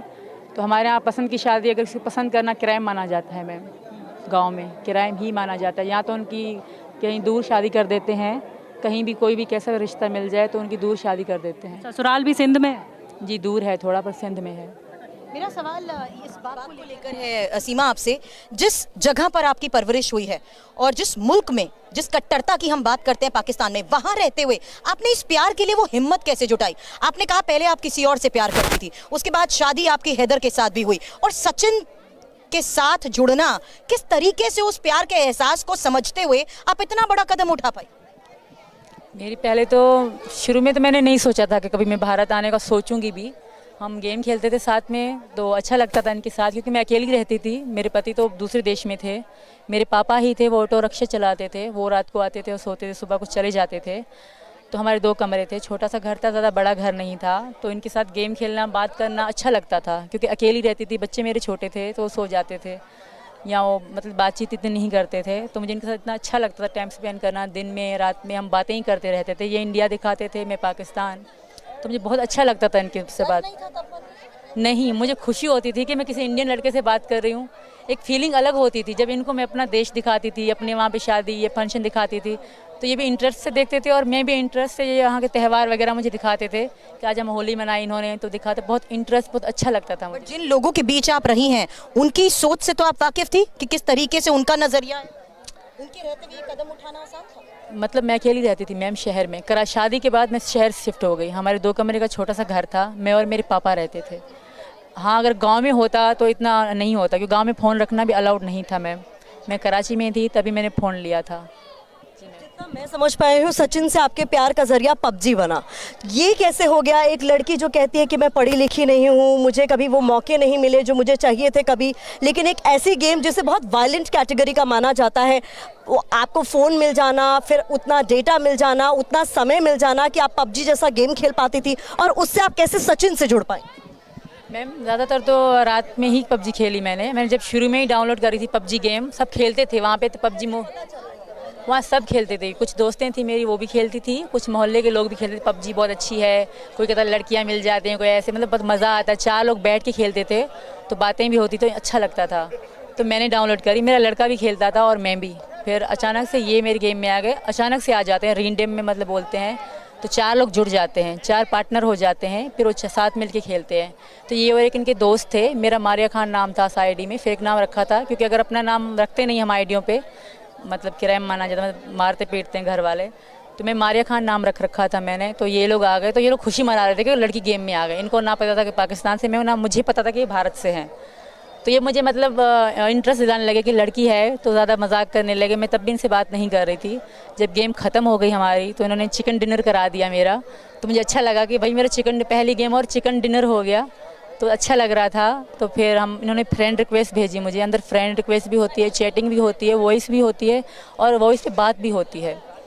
तो वहाँ से हमारे गेम खेलना स्टार्ट हो गए। ये 2020 की बात है मैम। ये तकरीबन 1-1.5 महीने के बाद इन्होंने कहा कि जब भी तुम गेम खेलती हो, हम समय पे नहीं मिल पा रहे, तो अपना कांटेक्ट दे दो, मैं स्क्रीनशॉट ले लूँ, आपसे चैट करूँगा, मैसेज कर दूँगा, आप आ जाना। तो इन्होंने मुझसे कांटेक्ट लिया और मैंने इनका लिया, फिर हमने चैट करना शुरू कर दी मैम। पबजी खेलती थी तो फिल्में भी देखती होंगी। राजी एक फिल्म है जिसमें पाकिस्तान जाकर एक हिंदुस्तानी महिला ने शादी कर ली और वो वहाँ जासूस बन गई, और कुछ ऐसे ही राजी फिल्म का नाम है जिसमें आलिया भट्ट ने एक्टिंग करी है। इंडियन मूवी है बॉलीवुड की। ऐसे में आप पे भी ऐसे ही सवाल उठ रहे हैं, आप भी शक के दायरे में हैं, तो आपके पास क्या दलीलें हैं जिससे आप ये साबित कर पाएंगे कि आप जासूस नहीं हैं? मेरी जो भी दलीलें हैं, जो भी चीज़ें मेरे साथ आई थी पाकिस्तान से, वो भी कस्टडी में है। तो कुछ तो हो गया है कंफर्म, कुछ भी कंफर्म हो जाएगा, और मुझे यकीन है कि सच्ची सामने आएगा। ऐसा कुछ भी नहीं है मैम। मैं इनकी मोहब्बत में यहाँ आई हूँ। मैंने कभी भी ज़िंदगी में ना जेल देखी थी, ना कभी पुलिस सामने देखी थी। ऐसा मैंने कभी ज़िंदगी में, ना ही मैंने कभी अपना फ़ोटो भी नेट पे डाला था। अगर कोई डालती भी थी तो प्राइवेट, सिर्फ मैं देख सकूँ और यही देख सके। तो आज मैं दुनिया मुझे देख रही है, तो थोड़ा अजीब भी है मेरे लिए। तो ऐसा कुछ भी नहीं है मैम। आई थिंक, मुझे यकीन है इंडियन जो पुलिस हैं, जो यहाँ की काम कर रही हैं मेरे बारे में, वो सच सामने लाएंगे। अच्छा, एक और बात सीमा, जैसे आपने कहा कि ऐसी कोई बात नहीं है और अभी बहुत सारी चीज़ें साफ़ हुई हैं और हो जाएंगी, लेकिन जानकारी ये भी है जो चर्चाओं में है आपको लेकर कि आपके भाई पाकिस्तान आर्मी में है, इसलिए आपको लेकर कहा जा रहा है कि आप जासूस हो सकते हैं, जिस बात का जिक्र अभी हमारी सहयोगी रोहिणी ने भी किया। तो भाई आर्मी में कैसे जुड़ा, आप उनसे कितनी आपकी बातचीत है, क्या आपकी आपस में बातचीत में शेयर हुआ कि आर्मी को लेकर क्या तरीका है, पाकिस्तान में कैसे काम होता है, क्या नहीं होता है? बहुत सारी बातें हैं जो आपको शक के दायरे में भी लाती हैं। जी मैम, ऐसा कुछ भी नहीं है। मेरे पापा की इच्छा थी, क्योंकि मेरे भैया को जॉब नहीं मिल रही थी। मेरे भैया हाइट के लंबे और अच्छे हैं, स्मार्ट हैं, 22 साल के हैं, वो ज़्यादा बड़े भी नहीं हैं। तो उनकी मतलब जॉब नहीं, जो हमारे लड़कों को जॉब नहीं मिलती तो वो फ़ौज में ही भर्ती होते हैं। तो ये मैंने खुद ही सच बताया था, और वो अभी भर्ती हुए 2022 में। अभी वो कंफर्म भी नहीं हुए कि आगे वो जाएंगे कि नहीं। अभी उनकी चल रही है, उनकी ज़्यादा सैलरी भी नहीं थी, अभी वो वाकई फ़ौज में भर्ती हुए हैं। नहीं। और आप हिंदुस्तान में आ चुकी हैं, बताया आपने? नहीं, मैं किसी को, मेरे घर वालों को किसी को पता नहीं था। आपके जो पति हैं हैदर, वो जुड़े थे TV9 भारतवर्ष के साथ। उन्होंने कहा कि हम सिंध से कराची चले गए। क्यों चले गए और कहाँ रह रहे थे? क्या परिवार साथ गया था? परिवार साथ कोई भी नहीं आया था। इनके जो गांव हैं, ससुराल से कोई नहीं आया? नहीं, कभी भी मैं उनके साथ नहीं रही मैम। मैं इनके कराची में नहीं रही आप? उनके साथ कभी भी रही मैं कराची में, पर उनके साथ कभी ना रही। इनके गांव हम गए थे एक ही बार, मेरा लड़का हुआ था, तो इनके गांव में कत्ल आम है, लड़की को मारना बिल्कुल ही आम है। इनके जो इनका गांव है ना जेकमाबाद, वहाँ लड़की को मारना जैसे मच्छर मार दिया आपने, ऐसे है, मार देते हैं और कोई इनको रोने भी नहीं देते परिवार को। पाकिस्तान में अभी कहाँ रह रही थी? मैं कराची शहर में शादी के बाद, इसी डर से मैं हैदर साहब के साथ रह रही थी? जी, इसी डर से मैंने हैदर से रिक्वेस्ट करी कि हम यहाँ नहीं रहेंगे क्योंकि कल हमें बच्चे होंगे तो उन पे क्या असर पड़ेगा। वहाँ स्कूल भी नहीं है, पहली बात कोई भी मतलब वो नहीं है, जैसे शहर होता है, बहुत दूर शहर है जेकमाबाद, ये बिल्कुल जंगल में रहते हैं क्योंकि सब क्राइम लड़कियाँ मारते हैं। यहाँ पे आम था लड़की। कितने बच्चे हैं? मेरे 4 बच्चे हैं मैम। तो आप अभी हैदर साहब को, जब बच्चों के बाद तो रह रही थी ना आप कराची में, हैदर साहब के साथ ही रह रही? नहीं, हैदर सऊदी अरब में 19 में वो चले गए थे। अब 2019 में चले गए? जी, अब तक नहीं आए थे। और 2019 में ही आप नेपाल गई थी? नहीं, मैं 2023 में आई थी मैम। शुरू में मैं 20 में इनसे मिली थी। शुरू में मेरा कोई इरादा नहीं था कि मैं इनसे इतना प्यार होगा या मैं यहाँ पे आऊँगी, ऐसा कुछ भी नहीं था हमारे बीच। हम खाली फ्रेंड थे, फ्रेंड ही रहे 1 साल 1.5 साल तक। फिर जब मतलब मुझे लगा, और मेरे पापा की डेथ होने के बाद ख़ास तौर, तो मैं अकेली सी हो गई मैम। कब हुई डेथ? उनकी 2022 में हुई थी, दिसंबर में। तो इस बात से वाकिफ थी सीमा कि वहाँ पर मारते हैं, काटते हैं, लड़कियों के साथ ऐसा व्यवहार करते हैं, तो कैसे आपने वो हिम्मत जुटाने की कोशिश की? आपको लग रहा था, माफ़ कीजिएगा, कुछ आपके हाथों पे ये सारे मैं निशान भी देख रही हूँ, ये क्या है? ये किसने, क्या किसी ने किया है? नहीं, मैंने खुद करा था। इनके प्यार में हमारी लड़ाई होती थी, शादी वगैरह पे जाते थे मुझे बताए बगैर, तो इस बात पे हमारी ज़्यादा लड़ाई होती थी। तो इस कारण ये बीड़ी पीते थे मुझसे चोरी चोरी। इन्हीं से सच में। ये चोरी छिपे पीते थे? हाँ, तो मुझे इनके दोस्त फ़ोन करके बताते थे कि बीड़ी पी रहे हैं, तो मेरी कसम खाते। तो इस बात पे ज़्यादा मैं ये खुद को जलाती और कब की बात है? ये 2022 की बात है, 1 साल पहले। अच्छा, फिर यही मैं कह रही हूँ, आपके साथ बच्चे भी थे, आप अकेली थी, कैसे आप अपना घर चलाती थी? कैसे आपने ये समझा कि आपको किस रास्ते सचिन तक पहुंचना है? क्या आपके पास उतना पैसा था? क्या काम आपने कुछ किया? कैसे आप सचिन तक पहुंचने के लिए ये कोशिश, ये जद्दोजहद करती आई? क्योंकि क्या सचिन के जरिए आपको पता लगा कि आप कैसे उनके पास पहुंच सकती हैं, चाहे वो नेपाल, क्योंकि आप लोगों ने मिलना शुरू किया? ये हम दोनों ने मिलकर सर्च किया था यूट्यूब के ज़रिए, क्योंकि हमें मिलना था। पहले तो मैंने इंडियन वीज़े के लिए बहुत कोशिश करी, वहाँ की एम्बेसी के इस्लामाबाद में है, तो मैं तो जा नहीं सकती। वहाँ रेलवे एजेंट होते हैं, वो दूसरे एजेंट माने जा रही हैं। रेलवे एजेंट जैसे शॉप होती हैं, उनके आगे लिखे थे रेलवे एजेंट, वो सऊदी अरब का, दुबई का, हर कंट्री का वीज़ा भी लगवा के देते हैं और टिकट भी लगा के देते हैं। तो मैं उन्हीं के पास गई कि मैं इंडिया जाना चाहती हूँ। तो उन्होंने पूछा आपका कौन है? मैंने कहा फ्रेंड है मेरे, क्योंकि ज़्यादातर यही था कि फ्रेंड फैमिली वाले जा सकते हैं भारत, बाकी लोग नहीं जा सकते, कुछ डॉक्यूमेंट्स चाहिए होते हैं। तो मैंने इनको बताया कि मतलब ऐसे ऐसे कागज़ मांग रहे हैं, फिर मैं आपके पास आ सकती हूँ वरना नहीं। तो इन्होंने अपने आईडी कार्ड और राशन कार्ड की कॉपी मुझे भेजी और मैंने जमा भी करे वहाँ पे अपने फ़ोटो बगैर दुपट्टे के। उन्होंने कहे थे सर ने कि निकाल के दो, आपके एम्बेसी में जमा कराऊंगा, आपका वीज़ा लगेगा। पासपोर्ट बनवा लिया मैंने, तो मैंने वो भी करे। फिर उन्होंने कहा कि एक कागज़ और है, इंडिया से 3 डॉक्यूमेंट्स चाहिए, तीसरी सरकारी ऑफिसर के कागज़, जैसे ड्यूटी का कार्ड होता है उसकी कॉपी और उनके साइन में आपको फॉर्म बना के दूँगा, करवाएंगी, तभी आप इंडिया जा सकते हो। तब भी 3 महीने आपको वेट करना होगा और कंफर्म नहीं है कि आपका वीज़ा लगेगा कि नहीं, क्योंकि 100 में से 90% आपका लग सकता है, नहीं लग सकता, और 10% लग सकता है। तो इनसे मैंने बताया, तो हम दोनों बहुत परेशान थे ना, तो मैंने इनको कहा तुम पासपोर्ट बनवा लो, हम दुबई में मिलेंगे, पहली बार मुलाकात का हमने सोचा था कि हम मिलेंगे। तो इन्होंने पासपोर्ट के लिए यहाँ पैसे भी जमा कराए। तो इनको बहुत चीज़ें बता रहे थे, ये समझ ना पा रहे, थोड़े भोले से हैं ये, तो ये समझ ना पा रहे थे। तो फिर नेपाल के बारे में हमें पता पड़ी कि नेपाल में इंडियन लोग बगैर वीज़े के या बगैर पासपोर्ट के आ सकते हैं। तो मैंने इनको बताया कि मैंने कहा तुम नेपाल आ जाओ। इन्होंने भी सर्च मारा था, तो मैंने भी अपना वीज़ा नेपाल का लगवाया। मैं अकेली आई इनसे मिलने के लिए 10 मार्च को। बच्चों की परवरिश करना, 4 बच्चों की परवरिश करना, खुद का घर चलाना, रोजी रोटी कैसे कोशिश करती थी? पैसे कैसे? शुरू में तो मेरे पति मुझे देते थे मैम, मैं झूठ नहीं बोलूँगी, जो सच है मैं वही बोलूँगी, मुझे देते रहे, पर रिस्पेक्ट मेरी वो बिल्कुल भी नहीं करते थे। हर बात पे लड़ाई करना, गाली गलौज करना उनकी आदत सी थी।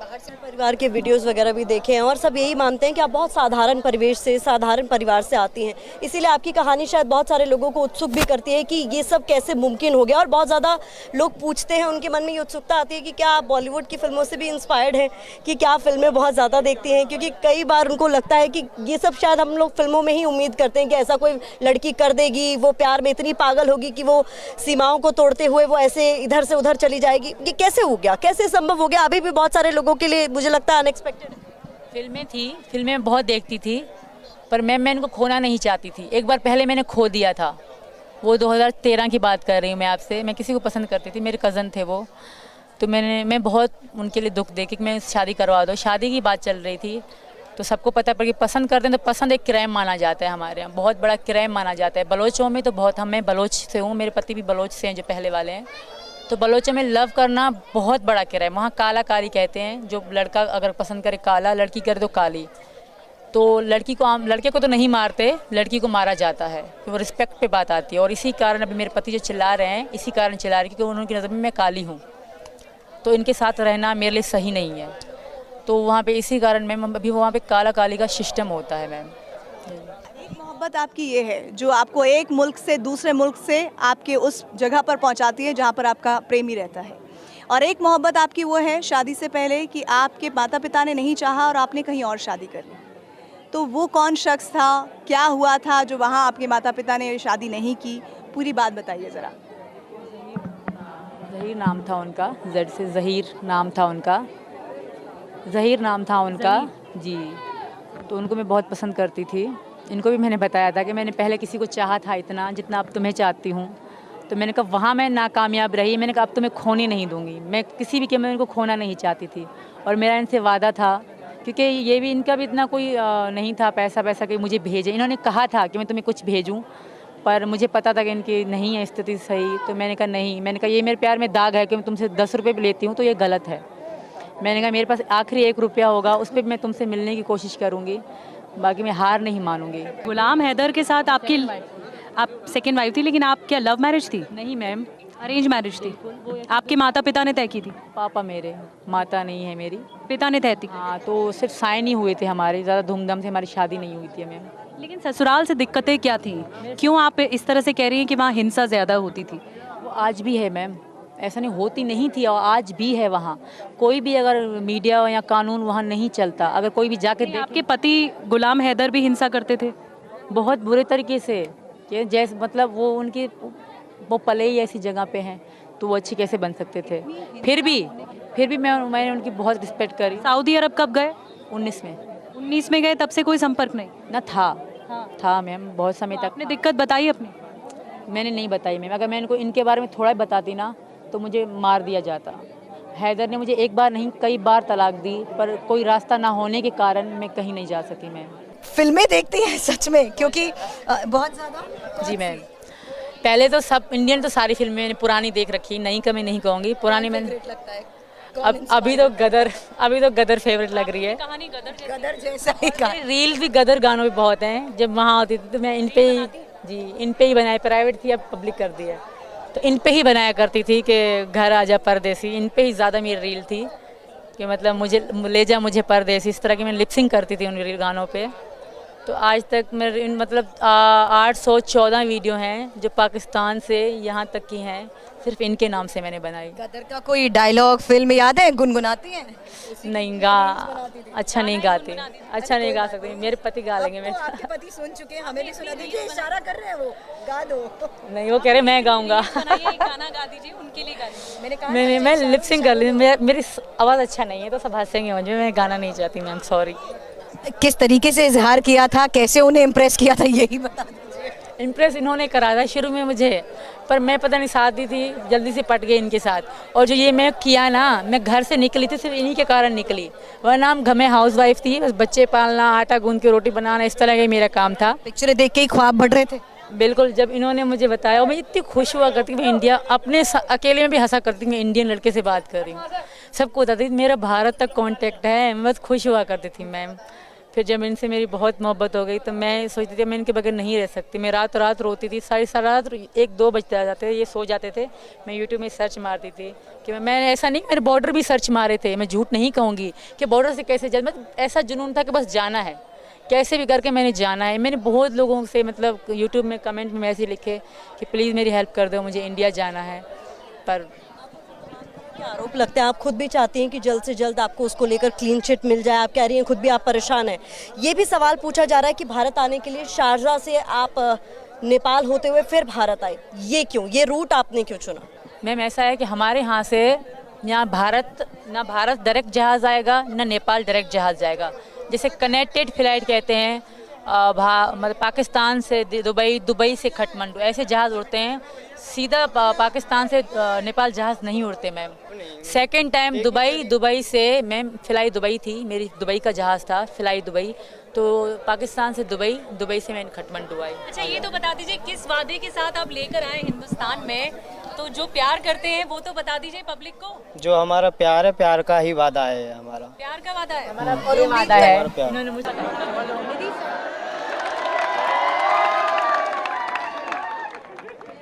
वादे के साथ यहाँ पर लाए हैं, जिस भरोसे के साथ यहाँ पर लाए हैं, उसके बारे में तो बता दीजिए। मैम बस प्यार का था, हम प्यार करते थे आपस में। के लिए यहाँ तक आ गई। पहली बात तो मैं इसके लिए सॉरी बोलना चाहूँगा कि आलू भरा पराठा, पानी भरा गिलास, सीमा तेरी याद में भूख लगे ना प्यास।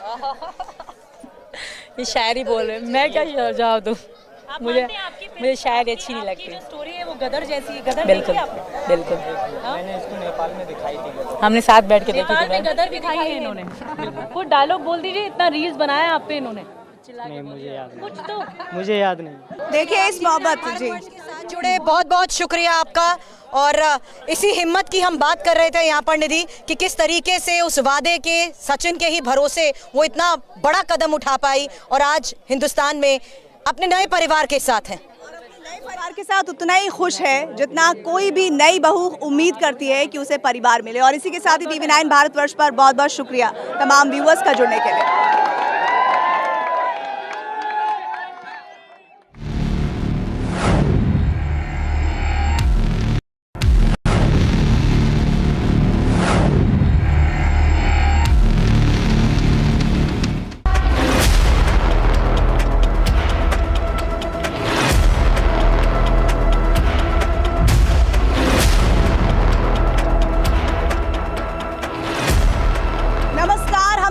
मौजूद है राघोपुरा गांव में जो कि ग्रेटर नोएडा में पड़ता है। आज बात एक लड़की की, उस लड़की की जो अपने प्यार की खातिर पूरी दुनिया से लड़ गई। नाम सीमा, मुल्क पाकिस्तान। मैं प्रीति रघुनंदन उसके मायके की कहानी आज आप तक पहुंचाऊंगी। नमस्कार, मेरा नाम निधि वासंदानी है और मैं सीमा के ससुराल की कहानी पहुंचाऊंगी जो कि सिंध से है। पाकिस्तान के सिंध से कैसे वो ग्रेटर नोएडा आ गई, ये कहानी भी हम आप तक पहुंचाएंगे। नमस्कार, आपके साथ मैं हूं सुरभीश शर्मा। और पाकिस्तान की बात होती है तो वो बहुत स्टीरियोटाइप है। महिलाएं भी ज्यादातर पर्दे में रहती हैं और सिंध एक ऐसी जगह जो कि हॉरर किलिंग के लिए कुख्यात भी है। आज कट्टर पाकिस्तान की सीमा की प्यार की कहानी आपको मैं बताऊंगी। नमस्कार, आप सभी के साथ मैं हूं प्रतिभा मिश्रा। साधारण से बैकग्राउंड की एक लड़की जो कि पाकिस्तान के एक पिछड़े इलाके से आती है, वो आखिरकार एक वायलेंट गेम जिसे पबजी कहा जाता है वो कैसे खेलती है, उसके प्यार की कहानी, उसकी बहुत चर्चा हो रही है, उस पर भी आज बात होगी। नमस्कार, मैं ऋतु रोहिणी। भारत पाक के प्यार से जुड़ी हुई फिल्मों में, कहानियों में हीरोइनें जो है वो या तो हीर हैं या राजी हैं, लेकिन सीमा प्रेमिका है या फिर एक जासूस, इसकी कहानी मैं आपको बताऊंगी। सीमा की कहानी किसी फिल्म से कम नहीं लगती, लेकिन उन तमाम कहानियों के बीच ऐसा बहुत कुछ है जो आप सीमा के बारे में, जो पाकिस्तान से यहाँ ग्रेटर नोएडा तक का सफ़र तय कर चुकी हैं, आपने नहीं जाना होगा, नहीं सुना होगा। तो उन्हीं कहानियों को हम आज TV9 भारतवर्ष पर बेपर्दा करेंगे। सबसे पहला सवाल मेरा आपसे सीमा कि आप बचपन में किस तरह से आपका पढ़ना लिखना हुआ, आपकी परवरिश कैसे हुई, माता पिता का प्यार, भाई बहन, क्या क्या रहा, एक एक करके सिलसिलेवार शुरू से आप बताइए।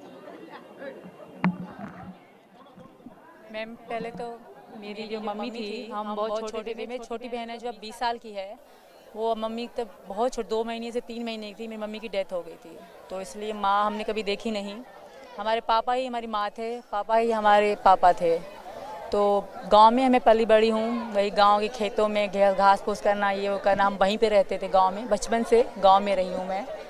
तो स्कूल कभी गई नहीं हूँ, ट्यूशन पढ़ी हूँ। पापा ने, जब मुझे बहुत शौक़ था हम तीनों बहनों को, तो हमारे पापा बहुत अच्छे थे, जैसे माँ भी थे और पापा भी थे। तो उन्होंने ट्यूशन पे बिठाया और एक सरकारी स्कीम खुली थी वहाँ, घर घर बच्चों को पढ़ाना, जो महिलाएं सिंध में नहीं निकलती ज़्यादातर, तो उन्हें घर घर पढ़ाया जाए। तो वहीं से मैंने थोड़ी सी शिक्षा ली, कोई 5 तक, ज़्यादा नहीं मेरी शिक्षा है मैम।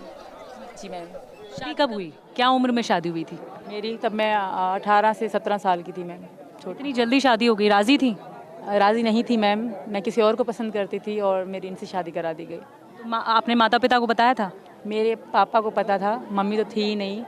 तो हमारे यहाँ पसंद की शादी अगर किसी को पसंद करना क्राइम माना जाता है मैम, गांव में क्राइम ही माना जाता है। यहाँ तो उनकी कहीं दूर शादी कर देते हैं, कहीं भी कोई भी कैसा रिश्ता मिल जाए तो उनकी दूर शादी कर देते हैं। ससुराल भी सिंध में है? जी दूर है थोड़ा, पर सिंध में है। मेरा सवाल इस बात को लेकर है सीमा आपसे, जिस जगह पर आपकी परवरिश हुई है और जिस मुल्क में, जिस कट्टरता की हम बात करते हैं पाकिस्तान में, वहां रहते हुए आपने इस प्यार के लिए वो हिम्मत कैसे जुटाई? आपने कहा पहले आप किसी और से प्यार करती थी, उसके बाद शादी आपकी हैदर के साथ भी हुई, और सचिन के साथ जुड़ना, किस तरीके से उस प्यार के एहसास को समझते हुए आप इतना बड़ा कदम उठा पाई? मेरी पहले तो शुरू में तो मैंने नहीं सोचा था कि कभी मैं भारत आने का सोचूंगी भी। हम गेम खेलते थे साथ में, तो अच्छा लगता था इनके साथ, क्योंकि मैं अकेली रहती थी। मेरे पति तो दूसरे देश में थे, मेरे पापा ही थे, वो ऑटो रिक्शा चलाते थे, वो रात को आते थे और सोते थे, सुबह को चले जाते थे। तो हमारे 2 कमरे थे, छोटा सा घर था, ज़्यादा बड़ा घर नहीं था। तो इनके साथ गेम खेलना, बात करना अच्छा लगता था, क्योंकि अकेली रहती थी, बच्चे मेरे छोटे थे तो वो सो जाते थे, या वो मतलब बातचीत इतनी नहीं करते थे। तो मुझे इनके साथ इतना अच्छा लगता था टाइम स्पेंड करना, दिन में रात में हम बातें ही करते रहते थे। ये इंडिया दिखाते थे, मैं पाकिस्तान, तो मुझे बहुत अच्छा लगता था इनके से बात। नहीं, मुझे खुशी होती थी कि मैं किसी इंडियन लड़के से बात कर रही हूँ। एक फीलिंग अलग होती थी जब इनको मैं अपना देश दिखाती थी, अपने वहाँ पे शादी, ये फंक्शन दिखाती थी, तो ये भी इंटरेस्ट से देखते थे और मैं भी इंटरेस्ट से, ये यहाँ के त्यौहार वगैरह मुझे दिखाते थे कि आज हम होली मनाई इन्होंने, तो दिखाते, बहुत इंटरेस्ट, बहुत अच्छा लगता था मुझे। जिन लोगों के बीच आप रही हैं, उनकी सोच से तो आप वाकिफ थी कि किस तरीके से उनका नजरिया है? उनके रहते हुए कदम उठाना आसान था? मतलब मैं अकेली रहती थी मैम शहर में, शादी के बाद मैं शहर शिफ्ट हो गई। हमारे 2 कमरे का छोटा सा घर था, मैं और मेरे पापा रहते थे। हाँ, अगर गांव में होता तो इतना नहीं होता, क्योंकि गांव में फ़ोन रखना भी अलाउड नहीं था मैम। मैं कराची में थी तभी मैंने फ़ोन लिया था। जितना मैं समझ पाई हूँ, सचिन से आपके प्यार का जरिया पबजी बना। ये कैसे हो गया? एक लड़की जो कहती है कि मैं पढ़ी लिखी नहीं हूँ, मुझे कभी वो मौके नहीं मिले जो मुझे चाहिए थे कभी, लेकिन एक ऐसी गेम जिसे बहुत वायलेंट कैटेगरी का माना जाता है, वो आपको फ़ोन मिल जाना, फिर उतना डेटा मिल जाना, उतना समय मिल जाना कि आप पबजी जैसा गेम खेल पाती थी, और उससे आप कैसे सचिन से जुड़ पाई? मैम ज़्यादातर तो रात में ही पबजी खेली मैंने जब शुरू में ही डाउनलोड करी थी पबजी गेम। सब खेलते थे वहाँ पे, तो पबजी वहाँ सब खेलते थे। कुछ दोस्तें थी मेरी, वो भी खेलती थी, कुछ मोहल्ले के लोग भी खेलते थे। पबजी बहुत अच्छी है, कोई कहता लड़कियाँ मिल जाती हैं, कोई ऐसे, मतलब बहुत मज़ा आता है। 4 लोग बैठ के खेलते थे, तो बातें भी होती, तो अच्छा लगता था। तो मैंने डाउनलोड करी, मेरा लड़का भी खेलता था और मैं भी। फिर अचानक से ये मेरे गेम में आ गए, अचानक से आ जाते हैं, रिंडेम में मतलब बोलते हैं, तो 4 लोग जुड़ जाते हैं, 4 पार्टनर हो जाते हैं, फिर वो साथ मिल के खेलते हैं। तो ये और एक इनके दोस्त थे, मेरा मारिया खान नाम था आईडी में, फेक नाम रखा था, क्योंकि अगर अपना नाम रखते नहीं हम आईडियों पे, मतलब क्राइम माना जाता है, मारते पीटते हैं घर वाले, तो मैं मारिया खान नाम रखा था मैंने। तो ये लोग आ गए, तो ये लोग खुशी मना रहे थे कि लड़की गेम में आ गए। इनको ना पता था कि पाकिस्तान से मैं, ना मुझे पता था कि ये भारत से हैं। तो ये मुझे मतलब इंटरेस्ट दिलाने लगे कि लड़की है, तो ज़्यादा मजाक करने लगे। मैं तब भी इनसे बात नहीं कर रही थी। जब गेम ख़त्म हो गई हमारी, तो इन्होंने चिकन डिनर करा दिया मेरा। तो मुझे अच्छा लगा कि भाई मेरा पहली गेम और चिकन डिनर हो गया, तो अच्छा लग रहा था। तो फिर इन्होंने फ्रेंड रिक्वेस्ट भेजी मुझे। अंदर फ्रेंड रिक्वेस्ट भी होती है, चैटिंग भी होती है, वॉइस भी होती है, और वॉइस पे बात भी होती है। तो वहाँ से हमारे गेम खेलना स्टार्ट हो गए। ये 2020 की बात है मैम। ये तकरीबन 1-1.5 महीने के बाद इन्होंने कहा कि जब भी तुम गेम खेलती हो, हम समय पे नहीं मिल पा रहे, तो अपना कांटेक्ट दे दो, मैं स्क्रीनशॉट ले लूँ, आपसे चैट करूँगा, मैसेज कर दूँगा, आप आ जाना। तो इन्होंने मुझसे कांटेक्ट लिया और मैंने इनका लिया, फिर हमने चैट करना शुरू कर दी। मैम पबजी खेलती थी तो फिल्में भी देखती होंगी। राजी एक फिल्म है जिसमें पाकिस्तान जाकर एक हिंदुस्तानी महिला ने शादी कर ली और वो वहाँ जासूस बन गई, और कुछ ऐसे ही राजी फिल्म का नाम है जिसमें आलिया भट्ट ने एक्टिंग करी है। इंडियन मूवी है बॉलीवुड की, ऐसे में आप पे भी ऐसे ही सवाल उठ रहे हैं, आप भी शक के दायरे में हैं, तो आपके पास क्या दलीलें हैं जिससे आप ये साबित कर पाएंगे कि आप जासूस नहीं हैं? जो भी दलीलें हैं, जो भी चीज़ें मेरे साथ आई थी पाकिस्तान से, वो भी कस्टडी में है। तो कुछ तो हो गया है कंफर्म, कुछ भी कंफर्म हो जाएगा और मुझे यकीन है कि सच्ची सामने आएगा। ऐसा कुछ भी नहीं है मैम, मैं इनकी मोहब्बत में यहाँ आई हूँ। मैंने कभी भी ज़िंदगी में ना जेल देखी थी, ना कभी पुलिस सामने देखी थी, ऐसा मैंने कभी ज़िंदगी में, ना ही मैंने कभी अपना फ़ोटो भी नेट पे डाला था। अगर कोई डालती भी थी तो प्राइवेट, सिर्फ मैं देख सकूँ और यही देख सके। तो आज मैं दुनिया मुझे देख रही है तो थोड़ा अजीब भी है मेरे लिए। तो ऐसा कुछ भी नहीं है मैम। आई थिंक, मुझे यकीन है इंडियन जो पुलिस हैं, जो यहाँ की काम कर रही है मेरे बारे में, वो सच सामने लाएंगे। अच्छा, एक और बात सीमा, जैसे आपने कहा कि ऐसी कोई बात नहीं है और अभी बहुत सारी चीज़ें साफ़ हुई हैं और हो जाएंगी, लेकिन जानकारी ये भी है जो चर्चाओं में है आपको लेकर कि आपके भाई पाकिस्तान आर्मी में है, इसलिए आपको लेकर कहा जा रहा है कि आप जासूस हो सकते हैं, जिस बात का जिक्र अभी हमारी सहयोगी रोहिणी ने भी किया। तो भाई आर्मी में कैसे जुड़ा, आप उनसे कितनी आपकी बातचीत है, क्या आपकी आपस में बातचीत में शेयर हुआ कि आर्मी को लेकर क्या तरीका है, पाकिस्तान में कैसे काम होता है, क्या नहीं होता है? बहुत सारी बातें हैं जो आपको शक के दायरे में भी लाती हैं। जी मैम, ऐसा कुछ भी नहीं है। मेरे पापा की इच्छा थी, क्योंकि मेरे भैया को जॉब नहीं मिल रही थी। मेरे भैया हाइट के लंबे और अच्छे हैं, स्मार्ट हैं, 22 साल के हैं, वो ज़्यादा बड़े भी नहीं हैं। तो उनकी मतलब जॉब नहीं, जो हमारे लड़कों को जॉब नहीं मिलती तो वो फ़ौज में ही भर्ती होते हैं। तो ये मैंने खुद ही सच बताया था और वो अभी भर्ती हुए 2022 में। अभी वो कंफर्म भी नहीं हुए कि आगे वो जाएंगे कि नहीं, अभी उनकी चल रही है। उनकी ज़्यादा सैलरी भी नहीं थी, अभी वो वाकई फ़ौज में भर्ती हुए हैं। नहीं।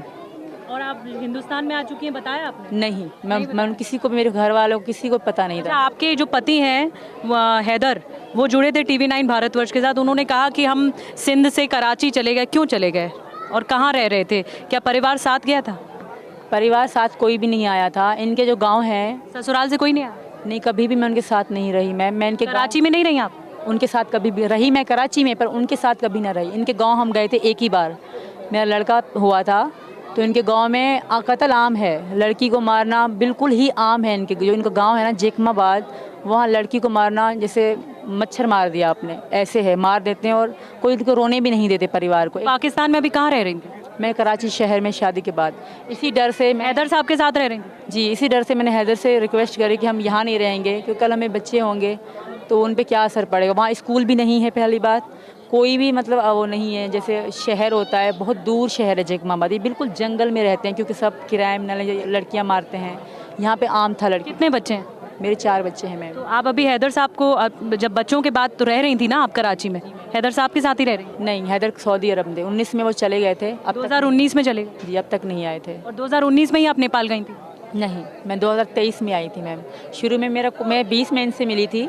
शुरू में मेरा कोई इरादा नहीं था कि मैं इनसे इतना प्यार होगा या मैं यहाँ पे आऊँगी, ऐसा कुछ भी नहीं था हमारे बीच। हम खाली फ्रेंड थे, फ्रेंड ही रहे 1 साल 1.5 साल तक। फिर जब मतलब मुझे लगा, और मेरे पापा की डेथ होने के बाद ख़ास तौर, तो मैं अकेली सी हो गई मैम। कब हुई डेथ? उनकी 2022 में हुई थी, दिसंबर में। तो इस बात से वाकिफ थी सीमा कि वहाँ पर मारते हैं, काटते हैं, लड़कियों के साथ ऐसा व्यवहार करते हैं, तो कैसे आपने वो हिम्मत जुटाने की कोशिश की? आपको लग रहा था, माफ़ कीजिएगा, कुछ आपके हाथों पे ये सारे मैं निशान भी देख रही हूँ, ये क्या है? ये किसने, क्या किसी ने किया है? नहीं, मैंने खुद करा था। उनके प्यार में हमारी लड़ाई होती थी, शादी वगैरह पे जाते थे मुझे बताए बगैर, तो इस बात पे हमारी ज़्यादा लड़ाई होती थी। तो इस कारण ये बीड़ी पीते थे मुझसे चोरी चोरी। ये चोरी छिपे पीते थे? हाँ, तो मुझे इनके दोस्त फ़ोन करके बताते थे कि बीड़ी पी रहे हैं, तो मेरी कसम खाते। तो इस बात पे ज़्यादा मैं ये खुद को जलाती और कब की बात है? ये 2022 की बात है, 1 साल पहले। अच्छा, फिर यही मैं कह रही हूँ, आपके साथ बच्चे भी थे, आप अकेली थी, कैसे आप अपना घर चलाती थी? कैसे आपने ये समझा कि आपको किस रास्ते सचिन तक पहुंचना है? क्या आपके पास उतना पैसा था? क्या काम आपने कुछ किया? कैसे आप सचिन तक पहुंचने के लिए ये कोशिश, ये जद्दोजहद करती आई? क्योंकि क्या सचिन के जरिए आपको पता लगा कि आप कैसे उनके पास पहुंच सकती हैं, चाहे वो नेपाल, क्योंकि आप लोगों ने मिलना शुरू किया था? ये हम दोनों ने मिलकर सर्च किया था यूट्यूब के ज़रिए, क्योंकि हमें मिलना था। पहले तो मैंने इंडियन वीज़े के लिए बहुत कोशिश करी, वहाँ की एम्बेसी के इस्लामाबाद में है, तो मैं तो जा नहीं सकती। वहाँ रेलवे एजेंट होते हैं, वो दूसरे एजेंट माने जा रही हैं, रेलवे एजेंट जैसे शॉप होती हैं, उनके आगे लिखे थे रेलवे एजेंट। वो सऊदी अरब का, दुबई का, हर कंट्री का वीज़ा भी लगवा के देते हैं और टिकट भी लगा के देते हैं। तो मैं उन्हीं के पास गई कि मैं इंडिया जाना चाहती हूँ। तो उन्होंने पूछा आपका कौन है, मैंने कहा फ्रेंड है मेरे, क्योंकि ज़्यादातर यही था कि फ्रेंड नहीं, फैमिली वाले जा सकते हैं भारत, बाकी लोग नहीं जा सकते, कुछ डॉक्यूमेंट्स चाहिए होते हैं। तो मैंने इनको बताया कि मतलब ऐसे ऐसे कागज़ मांग रहे हैं, फिर मैं आपके पास आ सकती हूँ वरना नहीं। तो इन्होंने अपने आईडी कार्ड और राशन कार्ड की कॉपी मुझे भेजी और मैंने जमा भी कराए वहाँ पे, अपने फ़ोटो बगैर दुपट्टे के। उन्होंने कहे थे सर ने कि निकाल के दो, आपके एम्बेसी में जमा कराऊंगा, आपका वीज़ा लगेगा।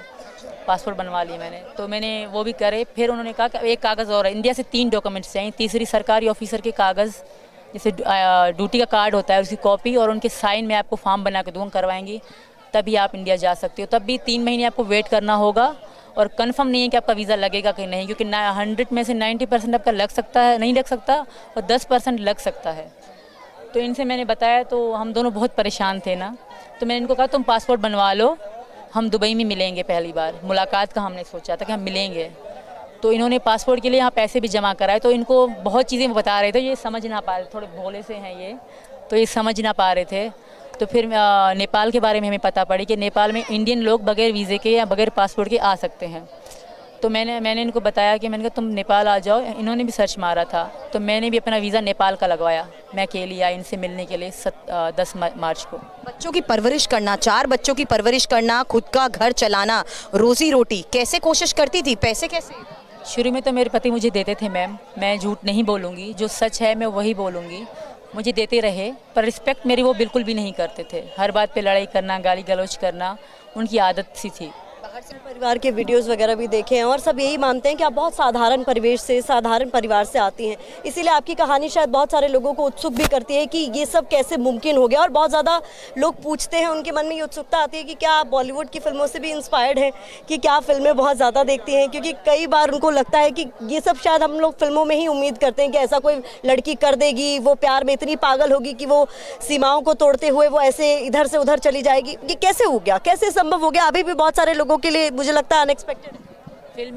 फिल्में बहुत देखती थी, पर मैं इनको खोना नहीं चाहती थी। एक बार पहले मैंने खो दिया था, वो 2013 की बात कर रही हूँ मैं आपसे। मैं किसी को पसंद करती थी, मेरे कज़न थे वो, तो मैं बहुत उनके लिए दुख देखी कि मैं शादी करवा दो। शादी की बात चल रही थी, तो सबको पता पड़ कि पसंद करते हैं तो पसंद एक क्राइम माना जाता है, हमारे यहाँ बहुत बड़ा क्राइम माना जाता है। बलोचों में तो बहुत, मैं बलोच से हूँ, मेरे पति भी बलोच से हैं जो पहले वाले हैं, तो बलोचों में लव करना बहुत बड़ा क्राइम। वहाँ काला काली कहते हैं, जो लड़का अगर पसंद करे काला, लड़की करे तो काली। तो लड़के को तो नहीं मारते, लड़की को मारा जाता है, तो वो रिस्पेक्ट पे बात आती है। और इसी कारण अभी मेरे पति जो चिल्ला रहे हैं, इसी कारण चिल्ला रहे हैं क्योंकि उनकी नज़र में मैं काली हूँ, तो इनके साथ रहना मेरे लिए सही नहीं है। तो वहाँ पे इसी कारण मैम अभी वहाँ पे काला काली का सिस्टम होता है मैम। मोहब्बत आपकी ये है जो आपको एक मुल्क से दूसरे मुल्क से आपके उस जगह पर पहुंचाती है जहां पर आपका प्रेमी रहता है, और एक मोहब्बत आपकी वो है शादी से पहले कि आपके माता पिता ने नहीं चाहा और आपने कहीं और शादी कर ली। तो वो कौन शख्स था, क्या हुआ था जो वहां आपके माता पिता ने शादी नहीं की, पूरी बात बताइए ज़रा। ज़हीर नाम था उनका, जेड से ज़हीर नाम था उनका, ज़हीर नाम था उनका जी। तो उनको मैं बहुत पसंद करती थी। इनको भी मैंने बताया था कि मैंने पहले किसी को चाहा था इतना जितना अब तुम्हें चाहती हूँ। तो मैंने कहा वहाँ मैं नाकामयाब रही, मैंने कहा अब तुम्हें खोने नहीं दूँगी, मैं किसी भी कीमत में इनको खोना नहीं चाहती थी। और मेरा इनसे वादा था, क्योंकि ये भी इनका भी इतना कोई नहीं था पैसा कि मुझे भेजे। इन्होंने कहा था कि मैं तुम्हें कुछ भेजूँ, पर मुझे पता था कि इनकी नहीं है स्थिति सही। तो मैंने कहा नहीं, मैंने कहा ये मेरे प्यार में दाग है कि मैं तुमसे 10 रुपये भी लेती हूँ तो ये गलत है। मैंने कहा मेरे पास आखिरी 1 रुपया होगा, उस पर मैं तुमसे मिलने की कोशिश करूँगी, बाकी मैं हार नहीं मानूंगी। गुलाम हैदर के साथ आप सेकंड वाइफ थी, लेकिन आप क्या लव मैरिज थी? नहीं मैम, अरेंज मैरिज थी। आपके माता पिता ने तय की थी? पापा मेरे, माता नहीं है मेरी, पिता ने तय की। हाँ, तो सिर्फ साइन ही हुए थे हमारे, ज़्यादा धूमधाम से हमारी शादी नहीं हुई थी मैम। लेकिन ससुराल से दिक्कतें क्या थी?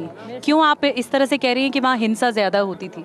वो आज भी है मैम, ऐसा नहीं होती नहीं थी, और आज भी है। वहाँ कोई भी अगर मीडिया या कानून वहाँ नहीं चलता, अगर कोई भी जाके आपके पति गुलाम हैदर भी हिंसा करते थे?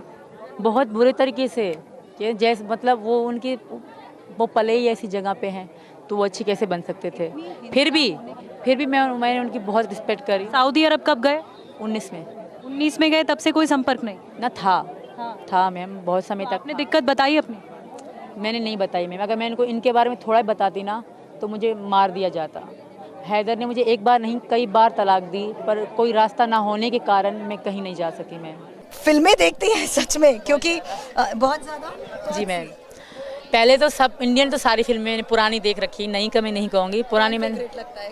अब अभी तो गदर फेवरेट लग रही है। कहानी गदर जैसा ही का। रील भी गदर गानों पे बहुत हैं। जब वहाँ होती थी तो मैं इन पे ही बनाए, प्राइवेट थी अब पब्लिक कर दी है, तो इन पे ही बनाया करती थी कि घर आजा परदेसी, इन पे ही ज़्यादा मेरी रील थी कि मतलब मुझे ले जा मुझे परदेसी, इस तरह की मैं लिपसिंग करती थी उन रील गानों पे।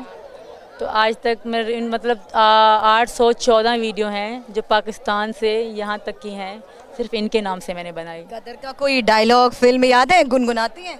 नहीं अच्छा नहीं गाती, अच्छा नहीं गा सकती, मेरे पति गा लेंगे। मैं आपके पति सुन चुके हैं, हमें भी सुना दीजिए, इशारा कर रहे हैं वो, गा दो। नहीं, वो कह रहे मैं गाऊंगा। गाना गा दीजिए उनके लिए, गाने मैंने कहा नहीं, मैं लिपसिंग कर ली, मेरी आवाज़ अच्छा नहीं है तो सब हंसेंगे मुझे, मैं गाना नहीं चाहती मैम, सॉरी। किस तरीके से इजहार किया था, कैसे उन्हें इम्प्रेस किया था, यही बता दीजिए। इम्प्रेस इन्होंने करा था शुरू में मुझे, पर मैं पता नहीं साथ दी थी, जल्दी से पट गई इनके साथ। और जो ये मैं किया ना, मैं घर से निकली थी सिर्फ इन्हीं के कारण निकली, वरना हम घर में हाउस वाइफ थी, बस बच्चे पालना, आटा गूंद के रोटी बनाना, इस तरह का मेरा काम था। पिक्चरें देख के ही ख्वाब बढ़ रहे थे? बिल्कुल, जब इन्होंने मुझे बताया, और मैं इतनी खुश हुआ करती मैं इंडिया, अपने अकेले में भी हंसा करती मैं इंडियन लड़के से बात कर रही हूँ, सबको बताती थी मेरा भारत तक कॉन्टेक्ट है, मैं बस खुश हुआ करती थी मैम। फिर जब इनसे मेरी बहुत मोहब्बत हो गई तो मैं सोचती थी मैं इनके बगैर नहीं रह सकती, मैं रात रात रोती थी, सारी रात 1-2 बजते आ जाते थे, ये सो जाते थे, मैं यूट्यूब में सर्च मारती थी कि मैं ऐसा नहीं, मेरे बॉर्डर भी सर्च मारे थे, मैं झूठ नहीं कहूँगी कि बॉर्डर से कैसे जा, मतलब ऐसा जुनून था कि बस जाना है, कैसे भी करके मैंने जाना है। मैंने बहुत लोगों से मतलब यूट्यूब में कमेंट में मैसेज लिखे कि प्लीज़ मेरी हेल्प कर दो, मुझे इंडिया जाना है, पर आरोप लगते हैं, आप खुद भी चाहती हैं कि जल्द से जल्द आपको उसको लेकर क्लीन चिट मिल जाए, आप कह रही हैं खुद भी आप परेशान हैं। ये भी सवाल पूछा जा रहा है कि भारत आने के लिए शारजाह से आप नेपाल होते हुए फिर भारत आए, ये क्यों, ये रूट आपने क्यों चुना? मैम ऐसा है कि हमारे यहाँ से यहाँ ना भारत डायरेक्ट जहाज़ आएगा, ना नेपाल डायरेक्ट जहाज़ जाएगा, जैसे कनेक्टेड फ्लाइट कहते हैं, मतलब पाकिस्तान से दुबई से काठमांडू, ऐसे जहाज़ उड़ते हैं, सीधा पाकिस्तान से नेपाल जहाज़ नहीं उड़ते मैम। सेकंड टाइम दुबई से मैम, फ्लाई दुबई थी मेरी, दुबई का जहाज़ था फ्लाई दुबई, तो पाकिस्तान से दुबई से मैं काठमांडू आई। अच्छा, ये तो बता दीजिए किस वादे के साथ आप लेकर आए हिंदुस्तान में, तो जो प्यार करते हैं वो तो बता दीजिए पब्लिक को। जो हमारा प्यार है, प्यार का ही वादा है हमारा, प्यार का वादा है, हमारा वादा है। इन्होंने मुझे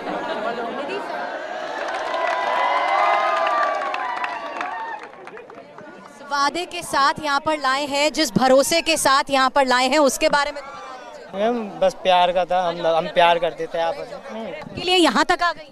पहली बात तो मैं इसके लिए सॉरी बोलना चाहूँगा कि आलू भरा पराठा, पानी भरा गिलास, सीमा तेरी याद में, भूख लगे ना प्यास। ये शायरी बोल रहे, मैं क्या जवाब दूँ, मुझे शायरी अच्छी नहीं लगती। स्टोरी है वो गदर जैसी है, गदर बिल्कुल देखी आपने? बिल्कुल, मैंने इसको नेपाल में दिखाई थी, हमने साथ बैठ के देखी नेपाल थी में मैम। गदर दिखाई है इन्होंने। कुछ डायलॉग बोल दीजिए, इतना रील्स बनाया आप पे इन्होंने। नहीं मुझे याद कुछ तो नहीं, मुझे याद नहीं। देखिए इस मोहब्बत जी के साथ जुड़े बहुत बहुत शुक्रिया आपका। और इसी हिम्मत की हम बात कर रहे थे यहाँ पर निधि, कि किस तरीके से उस वादे के, सचिन के ही भरोसे वो इतना बड़ा कदम उठा पाई और आज हिंदुस्तान में अपने नए परिवार के साथ हैं। नए परिवार के साथ उतना ही खुश है जितना कोई भी नई बहू उम्मीद करती है कि उसे परिवार मिले। और इसी के साथ ही TV9 भारतवर्ष पर बहुत बहुत शुक्रिया तमाम व्यूअर्स का जुड़ने के लिए।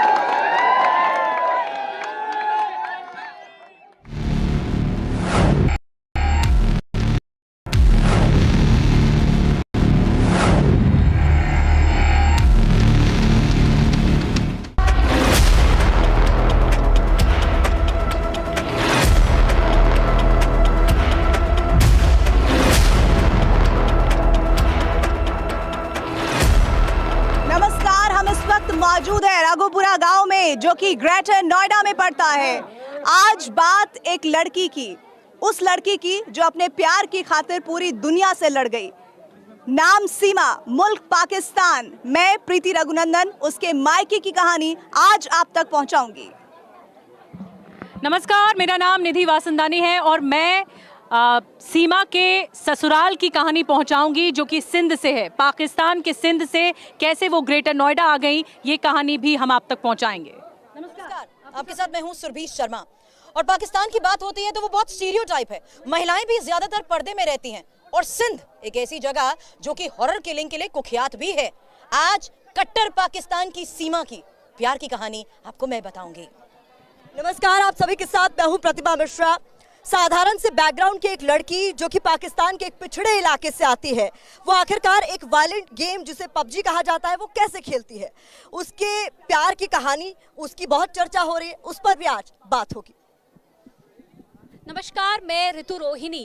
भारत पाक के प्यार से जुड़ी हुई फिल्मों में, कहानियों में हीरोइनें जो है वो या तो हीर हैं या राजी हैं, लेकिन सीमा प्रेमिका है या फिर एक जासूस, इसकी कहानी मैं आपको बताऊंगी। सीमा की कहानी किसी फिल्म से कम नहीं लगती, लेकिन उन तमाम कहानियों के बीच ऐसा बहुत कुछ है जो आप सीमा के बारे में, जो पाकिस्तान से यहाँ ग्रेटर नोएडा तक का सफ़र तय कर चुकी हैं, आपने नहीं जाना होगा, नहीं सुना होगा। तो उन्हीं कहानियों को हम आज TV9 भारतवर्ष पर बेपर्दा करेंगे। सबसे पहला सवाल मेरा आपसे सीमा कि आप बचपन में किस तरह से आपका पढ़ना लिखना हुआ, आपकी परवरिश कैसे हुई, माता पिता का प्यार, भाई बहन, क्या क्या रहा, एक एक करके सिलसिलेवार शुरू से आप बताइए। मैम पहले तो मेरी जो मम्मी थी, हम बहुत छोटे थे। मेरी छोटी बहन है जो अब 20 साल की है, वो मम्मी तब बहुत छोटी, 2 महीने से 3 महीने की थी, मेरी मम्मी की डेथ हो गई थी। तो इसलिए माँ हमने कभी देखी नहीं। हमारे पापा ही हमारी माँ थे, पापा ही हमारे पापा थे। तो गांव में हमें पली बड़ी हूँ, वही गांव के खेतों में घास फूस करना, ये वो करना, हम वहीं पे रहते थे गांव में। बचपन से गांव में रही हूँ मैं।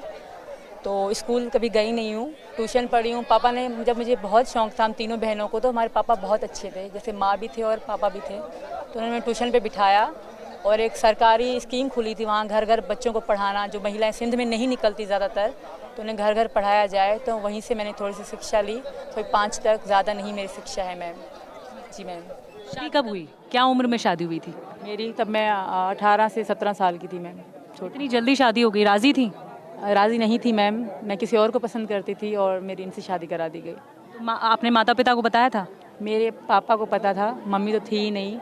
तो हमारे यहाँ पसंद की शादी, अगर किसी को पसंद करना क्राइम माना जाता है मैम, गांव में क्राइम ही माना जाता है। यहाँ तो उनकी कहीं दूर शादी कर देते हैं, कहीं भी कोई भी कैसा रिश्ता मिल जाए तो उनकी दूर शादी कर देते हैं। ससुराल भी सिंध में? जी दूर है थोड़ा, पर सिंध में है।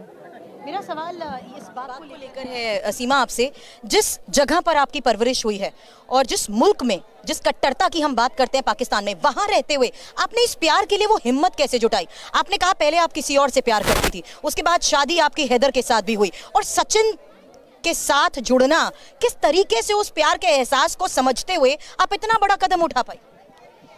मेरी पहले तो शुरू में तो मैंने नहीं सोचा था कि कभी मैं भारत आने का सोचूंगी भी।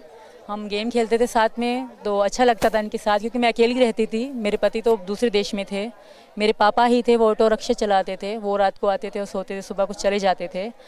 तो हमारे 2 कमरे थे, छोटा सा घर था, ज़्यादा बड़ा घर नहीं था। तो इनके साथ गेम खेलना, बात करना अच्छा लगता था, क्योंकि अकेली रहती थी, बच्चे मेरे छोटे थे तो वो सो जाते थे, या वो मतलब बातचीत इतनी नहीं करते थे। तो मुझे इनके साथ इतना अच्छा लगता था टाइम स्पेंड करना, दिन में रात में हम बातें ही करते रहते थे। ये इंडिया दिखाते थे, मैं पाकिस्तान, तो मुझे बहुत अच्छा लगता था इनके से बात।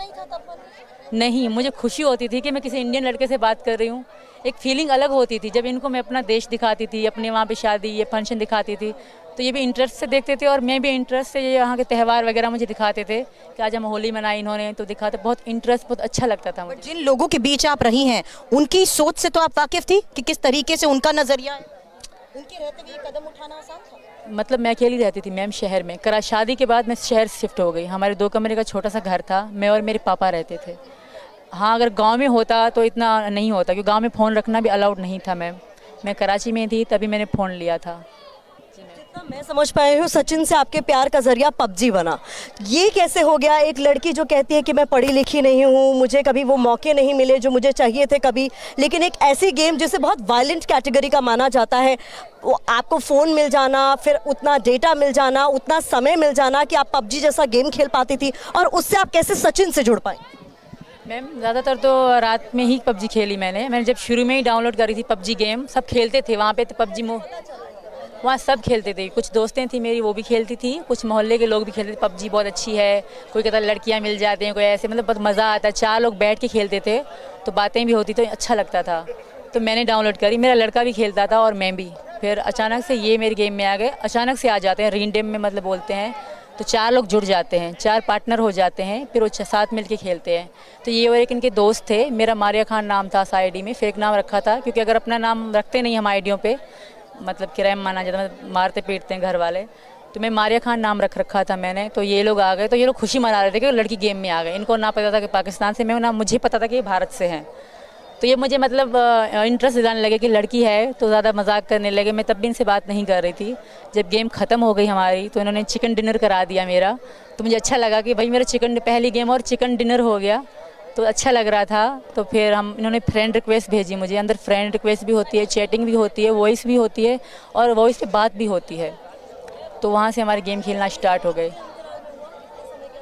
ये 2020 की बात है मैम। मतलब ये दोस्ती और कब तक पहुंची, गेमिंग से दोस्ती तक का ये सफर कितना? ये तकरीबन 1-1.5 महीने के बाद इन्होंने कहा कि जब भी तुम गेम खेलती हो, हम समय पे नहीं मिल पा रहे, तो अपना कांटेक्ट दे दो, मैं स्क्रीनशॉट ले लूँ, आपसे चैट करूँगा, मैसेज कर दूँगा, आप आ जाना। तो इन्होंने मुझसे कांटेक्ट लिया और मैंने इनका लिया, फिर हमने चैट करना शुरू कर दी मैम। पबजी खेलती थी तो फिल्में भी देखती होंगी। राजी एक फिल्म है जिसमें पाकिस्तान जाकर एक हिंदुस्तानी महिला ने शादी कर ली और वो वहाँ जासूस बन गई, और कुछ ऐसे ही राजी फिल्म का नाम है जिसमें आलिया भट्ट ने एक्टिंग करी है। इंडियन मूवी है, बॉलीवुड की। ऐसे में आप पे भी ऐसे ही सवाल उठ रहे हैं, आप भी शक के दायरे में हैं, तो आपके पास क्या दलीलें हैं जिससे आप ये साबित कर पाएंगे कि आप जासूस नहीं हैं? मेरी जो भी दलीलें हैं, जो भी चीज़ें मेरे साथ आई थी पाकिस्तान से, वो भी कस्टडी में है। तो कुछ तो हो गया है कंफर्म, कुछ भी कंफर्म हो जाएगा, और मुझे यकीन है कि सच ही सामने आएगा। ऐसा कुछ भी नहीं है मैम। मैं इनकी मोहब्बत में यहाँ आई हूँ। मैंने कभी भी ज़िंदगी में ना जेल देखी थी, ना कभी पुलिस सामने देखी थी। ऐसा मैंने कभी ज़िंदगी में, ना ही मैंने कभी अपना फ़ोटो भी नेट पे डाला था। अगर कोई डालती भी थी तो प्राइवेट, सिर्फ मैं देख सकूँ और यही देख सके। तो आज मैं दुनिया मुझे देख रही है, तो थोड़ा अजीब भी है मेरे लिए। तो ऐसा कुछ भी नहीं है मैम। आई थिंक, मुझे यकीन है इंडियन जो पुलिस हैं, जो यहाँ की काम कर रही हैं मेरे बारे में, वो सच सामने लाएंगे। अच्छा, एक और बात सीमा, जैसे आपने कहा कि ऐसी कोई बात नहीं है और अभी बहुत सारी चीज़ें साफ़ हुई हैं और हो जाएंगी, लेकिन जानकारी ये भी है जो चर्चाओं में है आपको लेकर कि आपके भाई पाकिस्तान आर्मी में है, इसलिए आपको लेकर कहा जा रहा है कि आप जासूस हो सकते हैं, जिस बात का जिक्र अभी हमारी सहयोगी रोहिणी ने भी किया। तो भाई आर्मी में कैसे जुड़ा, आप उनसे कितनी आपकी बातचीत है, क्या आपकी आपस में बातचीत में शेयर हुआ कि आर्मी को लेकर क्या तरीका है, पाकिस्तान में कैसे काम होता है, क्या नहीं होता है? बहुत सारी बातें हैं जो आपको शक के दायरे में भी लाती हैं। जी मैम, ऐसा कुछ भी नहीं है। मेरे पापा की इच्छा थी, क्योंकि मेरे भैया को जॉब नहीं मिल रही थी। मेरे भैया हाइट के लंबे और अच्छे हैं, स्मार्ट हैं, 22 साल के हैं, वो ज़्यादा बड़े भी नहीं हैं। तो उनकी मतलब जॉब नहीं, जो हमारे लड़कों को जॉब नहीं मिलती तो वो फ़ौज में ही भर्ती होते हैं। तो ये मैंने खुद ही सच बताया था, और वो अभी भर्ती हुए 2022 में। अभी वो कंफर्म भी नहीं हुए कि आगे वो जाएंगे कि नहीं। अभी उनकी चल रही है, उनकी ज़्यादा सैलरी भी नहीं थी, अभी वो वाकई फ़ौज में भर्ती हुए हैं। नहीं। और आप हिंदुस्तान में आ चुकी हैं, बताया आपने? नहीं, मैं किसी को, मेरे घर वालों को किसी को पता नहीं था। आपके जो पति हैं हैदर, वो जुड़े थे TV9 भारतवर्ष के साथ। उन्होंने कहा कि हम सिंध से कराची चले गए। क्यों चले गए और कहाँ रह रहे थे? क्या परिवार साथ गया था? परिवार साथ कोई भी नहीं आया था। इनके जो गांव हैं, ससुराल से कोई नहीं आया? नहीं, कभी भी मैं उनके साथ नहीं रही। मैं इनके कराची में नहीं रही आप? उनके साथ कभी भी रही मैं कराची में, पर उनके साथ कभी ना रही। इनके गांव हम गए थे एक ही बार, मेरा लड़का हुआ था। तो इनके गांव में कत्ल आम है, लड़की को मारना बिल्कुल ही आम है। इनके जो इनका गांव है ना जेकमाबाद, वहाँ लड़की को मारना जैसे मच्छर मार दिया आपने, ऐसे है, मार देते हैं, और कोई इनको रोने भी नहीं देते परिवार को। पाकिस्तान में अभी कहाँ रह रही थी? मैं कराची शहर में शादी के बाद। इसी डर से मैं हैदर साहब के साथ रह रही थी? जी, इसी डर से मैंने हैदर से रिक्वेस्ट करी कि हम यहाँ नहीं रहेंगे, क्योंकि कल हमें बच्चे होंगे तो उन पे क्या असर पड़ेगा। वहाँ स्कूल भी नहीं है, पहली बात कोई भी मतलब वो नहीं है। जैसे शहर होता है, बहुत दूर शहर है जेकमाबाद, ये बिल्कुल जंगल में रहते हैं, क्योंकि सब क्राइम लड़कियाँ मारते हैं। यहाँ पे आम था लड़की। कितने बच्चे हैं? मेरे 4 बच्चे हैं मैम। तो आप अभी हैदर साहब को, जब बच्चों के बाद तो रह रही थी ना आप कराची में, हैदर साहब के साथ ही रह रही? नहीं, हैदर सऊदी अरब में 19 में वो चले गए थे। अब 2019 में चले गए? जी, अब तक नहीं आए थे। और 2019 में ही आप नेपाल गई थी? नहीं, मैं 2023 में आई थी मैम। शुरू में मैं 20 में इनसे मिली थी। शुरू में मेरा कोई इरादा नहीं था कि मैं इनसे इतना प्यार होगा या मैं यहाँ पे आऊँगी, ऐसा कुछ भी नहीं था हमारे बीच। हम खाली फ्रेंड थे, फ्रेंड ही रहे 1 साल 1.5 साल तक। फिर जब मतलब मुझे लगा, और मेरे पापा की डेथ होने के बाद ख़ास तौर, तो मैं अकेली सी हो गई मैम। कब हुई डेथ? उनकी 2022 में हुई थी दिसंबर में। तो आप इस बात से वाकिफ थी सीमा कि वहाँ पर मारते हैं, काटते हैं, लड़कियों के साथ ऐसा व्यवहार करते हैं, तो कैसे आपने वो हिम्मत जुटाने की कोशिश की? आपको लग रहा था, माफ़ कीजिएगा, कुछ आपके हाथों पे ये सारे मैं निशान भी देख रही हूँ, ये क्या है? ये किसने, क्या किसी ने किया है? नहीं, मैंने खुद करा था उनके प्यार में। हमारी लड़ाई होती थी, शादी वगैरह पे जाते थे मुझे बताए बगैर, तो इस बात पे हमारी ज़्यादा लड़ाई होती थी। तो इस कारण ये बीड़ी पीते थे मुझसे चोरी चोरी। इन्हीं से सच में। ये चोरी छिपे पीते थे? हाँ, तो मुझे इनके दोस्त फ़ोन करके बताते थे कि बीड़ी पी रहे हैं, तो मेरी कसम खाते। तो इस बात पे ज़्यादा मैं ये खुद को जलाती और कब की बात काटती। है? ये 2022 की बात है, 1 साल पहले। अच्छा, फिर यही मैं कह रही हूँ, आपके साथ बच्चे भी थे, आप अकेली थी, कैसे आप अपना घर चलाती थी? कैसे आपने ये समझा कि आपको किस रास्ते सचिन तक पहुंचना है? क्या आपके पास उतना पैसा था? क्या काम आपने कुछ किया? कैसे आप सचिन तक पहुंचने के लिए ये कोशिश, ये जद्दोजहद करती आई? क्योंकि क्या सचिन के जरिए आपको पता लगा कि आप कैसे उनके पास पहुंच सकती हैं, चाहे वो नेपाल, क्योंकि आप लोगों ने मिलना शुरू किया? ये हम दोनों ने मिलकर सर्च किया था यूट्यूब के ज़रिए, क्योंकि हमें मिलना था। पहले तो मैंने इंडियन वीज़े के लिए बहुत कोशिश करी, वहाँ की एम्बेसी के इस्लामाबाद में है, तो मैं तो जा नहीं सकती। वहाँ रेलवे एजेंट होते हैं, वो दूसरे एजेंट माने जा रही हैं। रेलवे एजेंट जैसे शॉप होती हैं, उनके आगे लिखे थे रेलवे एजेंट, वो सऊदी अरब का, दुबई का, हर कंट्री का वीज़ा भी लगवा के देते हैं और टिकट भी लगा के देते हैं। तो मैं उन्हीं के पास गई कि मैं इंडिया जाना चाहती हूँ। तो उन्होंने पूछा आपका कौन है? मैंने कहा फ्रेंड है मेरे, क्योंकि ज़्यादातर यही था कि फ्रेंड ने, फैमिली वाले जा सकते हैं भारत, बाकी लोग नहीं जा सकते, कुछ डॉक्यूमेंट्स चाहिए होते हैं। तो मैंने इनको बताया कि मतलब ऐसे ऐसे कागज़ मांग रहे हैं, फिर मैंने नहीं। तो इन्होंने अपने आईडी कार्ड और राशन कार्ड की कॉपी मुझे भेजी और मैंने जमा भी करे वहाँ पे अपने फ़ोटो बगैर दुपट्टे के। उन्होंने कहे थे सर ने कि निकाल के दो, आपके एम्बेसी में जमा कराऊंगा, आपका वीज़ा लगेगा। पासपोर्ट बनवा लिया मैंने, तो मैंने वो भी करे। फिर उन्होंने कहा कि एक कागज़ और है, इंडिया से 3 डॉक्यूमेंट्स चाहिए, तीसरी सरकारी ऑफिसर के कागज़, जैसे ड्यूटी का कार्ड होता है उसकी कॉपी, और उनके साइन में आपको फॉर्म बना के दूँगा, करवाएंगी, तभी आप इंडिया जा सकते हो। तब भी 3 महीने आपको वेट करना होगा और कंफर्म नहीं है कि आपका वीज़ा लगेगा कि नहीं, क्योंकि 100 में से 90% आपका लग सकता है, नहीं लग सकता, और 10% लग सकता है। तो इनसे मैंने बताया, तो हम दोनों बहुत परेशान थे ना। तो मैंने इनको कहा तुम पासपोर्ट बनवा लो, हम दुबई में मिलेंगे, पहली बार मुलाकात का हमने सोचा था कि हम मिलेंगे। तो इन्होंने पासपोर्ट के लिए यहाँ पैसे भी जमा कराए। तो इनको बहुत चीज़ें बता रहे थे, ये समझ ना पा रहे, थोड़े भोले से हैं ये, तो ये समझ ना पा रहे थे। तो फिर नेपाल के बारे में हमें पता पड़ी कि नेपाल में इंडियन लोग बगैर वीज़े के या बगैर पासपोर्ट के आ सकते हैं। तो मैंने इनको बताया कि मैंने कहा तुम नेपाल आ जाओ। इन्होंने भी सर्च मारा था, तो मैंने भी अपना वीज़ा नेपाल का लगवाया। मैं अकेली आई इनसे मिलने के लिए 10 मार्च को। बच्चों की परवरिश करना, 4 बच्चों की परवरिश करना, खुद का घर चलाना, रोजी रोटी कैसे कोशिश करती थी? पैसे कैसे? शुरू में तो मेरे पति मुझे देते थे मैम, मैं झूठ नहीं बोलूँगी, जो सच है मैं वही बोलूँगी। मुझे देते रहे, पर रिस्पेक्ट मेरी वो बिल्कुल भी नहीं करते थे। हर बात पे लड़ाई करना, गाली गलौज करना उनकी आदत सी थी। बाहर से परिवार के वीडियोस वगैरह भी देखे हैं और सब यही मानते हैं कि आप बहुत साधारण परिवेश से, साधारण परिवार से आती हैं, इसीलिए आपकी कहानी शायद बहुत सारे लोगों को उत्सुक भी करती है कि ये सब कैसे मुमकिन हो गया। और बहुत ज़्यादा लोग पूछते हैं, उनके मन में ये उत्सुकता आती है कि क्या आप बॉलीवुड की फिल्मों से भी इंस्पायर्ड हैं, कि क्या फिल्में बहुत ज़्यादा देखती हैं, क्योंकि कई बार उनको लगता है कि ये सब शायद हम लोग फिल्मों में ही उम्मीद करते हैं कि ऐसा कोई लड़की कर देगी, वो प्यार में इतनी पागल होगी कि वो सीमाओं को तोड़ते हुए वो ऐसे इधर से उधर चली जाएगी। ये कैसे हो गया, कैसे संभव हो गया? अभी भी बहुत सारे लोगों के लिए मुझे लगता है अनएक्सपेक्टेड है। बहुत देखती थी, पर मैं इनको खोना नहीं चाहती थी। एक बार पहले मैंने खो दिया था, वो 2013 की बात कर रही हूँ मैं आपसे। मैं किसी को पसंद करती थी, मेरे कज़न थे वो, तो मैं बहुत उनके लिए दुख दे कि मैं शादी करवा दो। शादी की बात चल रही थी, तो सबको पता पड़ कि पसंद करते हैं तो पसंद एक क्राइम माना जाता है, हमारे यहाँ बहुत बड़ा क्राइम माना जाता है। बलोचों में तो बहुत, मैं बलोच से हूँ, मेरे पति भी बलोच से हैं जो पहले वाले हैं। तो बलोचों में लव करना बहुत बड़ा क्राइम, वहाँ काला कारी कहते हैं, जो लड़का अगर पसंद करे काला, लड़की करे तो काली।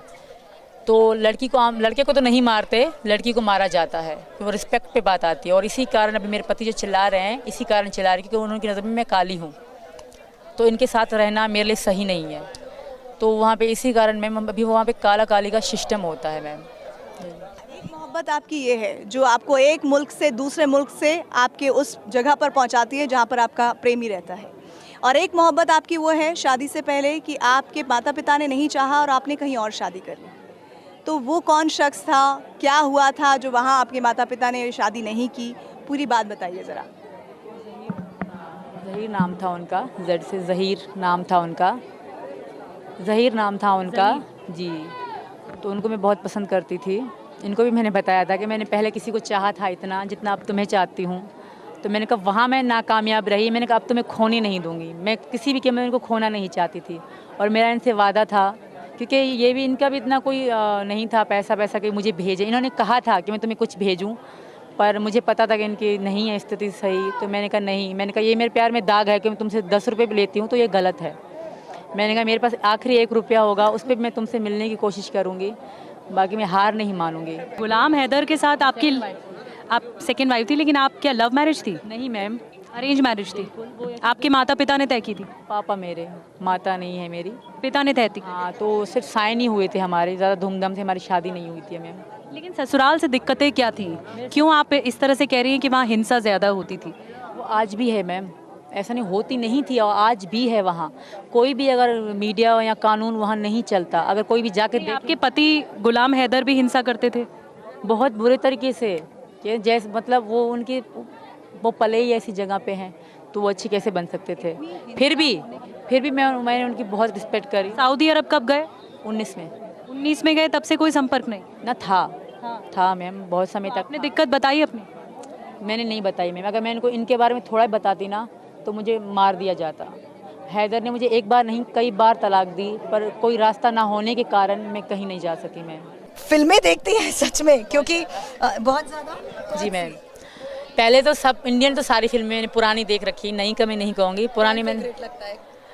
अभी तो गदर फेवरेट लग रही है। कहानी गदर जैसा ही रील भी गदर गानों पे बहुत हैं। जब वहाँ होती थी तो मैं इन पे ही बनाई, प्राइवेट थी अब पब्लिक कर दी है, तो इन पे ही बनाया करती थी कि घर आजा परदेसी। इन पे ही ज़्यादा मेरी रील थी कि मतलब मुझे ले जा मुझे परदेसी, इस तरह की मैं लिपसिंग करती थी उन रील गानों पे। तो आज तक मेरे मतलब 814 वीडियो हैं जो पाकिस्तान से यहाँ तक की हैं, सिर्फ इनके नाम से मैंने बनाई। गदर का कोई डायलॉग फिल्म याद है? गुनगुनाती हैं?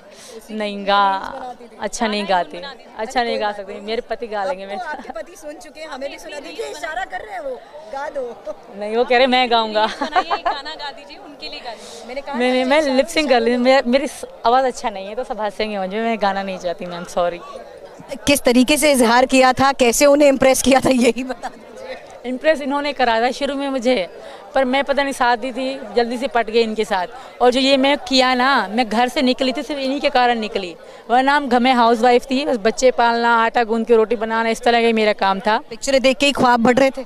बिल्कुल, जब इन्होंने मुझे बताया और मैं इतनी खुश हुआ करती, मैं इंडिया अपने अकेले में भी हंसा करती, मैं इंडियन लड़के से बात कर रही हूँ, सबको बताती थी मेरा भारत तक कॉन्टेक्ट है, मैं बस खुश हुआ करती थी मैम। फिर जब इनसे मेरी बहुत मोहब्बत हो गई तो मैं सोचती थी मैं इनके बगैर नहीं रह सकती। मैं रात रात रोती थी, सारी रात 1-2 बजते आ जाते थे, ये सो जाते थे। मैं यूट्यूब में सर्च मारती थी कि मैं ऐसा नहीं, मेरे बॉर्डर भी सर्च मारे थे, मैं झूठ नहीं कहूँगी कि बॉर्डर से कैसे जा, मतलब ऐसा जुनून था कि बस जाना है, कैसे भी करके मैंने जाना है। मैंने बहुत लोगों से मतलब यूट्यूब में कमेंट में मैसेज लिखे कि प्लीज़ मेरी हेल्प कर दो, मुझे इंडिया जाना है। पर आरोप लगते हैं, आप खुद भी चाहती हैं कि जल्द से जल्द आपको उसको लेकर क्लीन चिट मिल जाए, आप कह रही हैं खुद भी आप परेशान हैं। ये भी सवाल पूछा जा रहा है कि भारत आने के लिए शारजाह से आप नेपाल होते हुए फिर भारत आए, ये क्यों, ये रूट आपने क्यों चुना?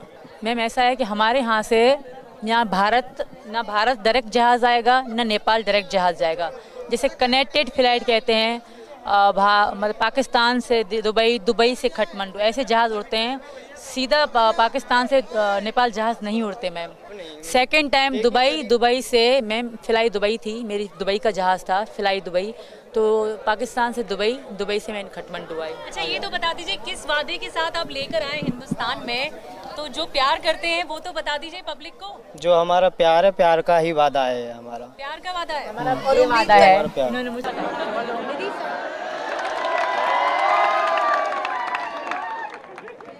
वादे के साथ यहाँ पर लाए हैं, जिस भरोसे के साथ यहाँ पर लाए हैं, उसके बारे में मैम बस प्यार का था, हम प्यार करते थे आपस में। आपके लिए यहाँ तक आ गई। पहली बात तो मैं इसके लिए सॉरी बोलना चाहूँगा कि आलू भरा पराठा, पानी भरा गिलास, सीमा तेरी याद में भूख लगे ना प्यास। ये शायरी बोल रहे, मैं क्या जवाब दूँ, मुझे शायरी अच्छी नहीं लगती। जो स्टोरी है वो गदर जैसी है। गदर बिल्कुल देखी आपने? बिल्कुल, मैंने इसको नेपाल में दिखाई थी, हमने साथ बैठ के देखी नेपाल थी में मैम। गदर दिखाई है इन्होंने। कुछ डायलॉग बोल दीजिए, इतना रील्स बनाया आप पे इन्होंने। नहीं, मुझे याद नहीं। कुछ तो मुझे याद नहीं। देखिए इस मोहब्बत जी साथ जुड़े बहुत बहुत शुक्रिया आपका। और इसी हिम्मत की हम बात कर रहे थे यहाँ पर निधि कि किस तरीके से उस वादे के सचिन के ही भरोसे वो इतना बड़ा कदम उठा पाई और आज हिंदुस्तान में अपने नए परिवार के साथ हैं। नए परिवार के साथ उतना ही खुश है जितना कोई भी नई बहू उम्मीद करती है कि उसे परिवार मिले। और इसी के साथ ही TV9 भारतवर्ष पर बहुत बहुत शुक्रिया तमाम व्यूअर्स का जुड़ने के लिए।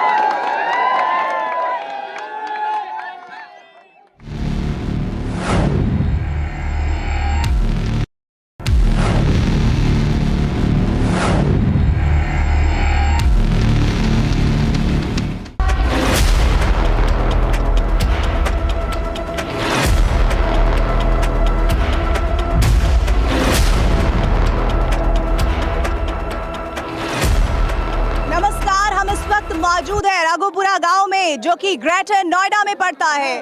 आज बात एक लड़की की, उस लड़की की जो अपने प्यार की खातिर पूरी दुनिया से लड़ गई।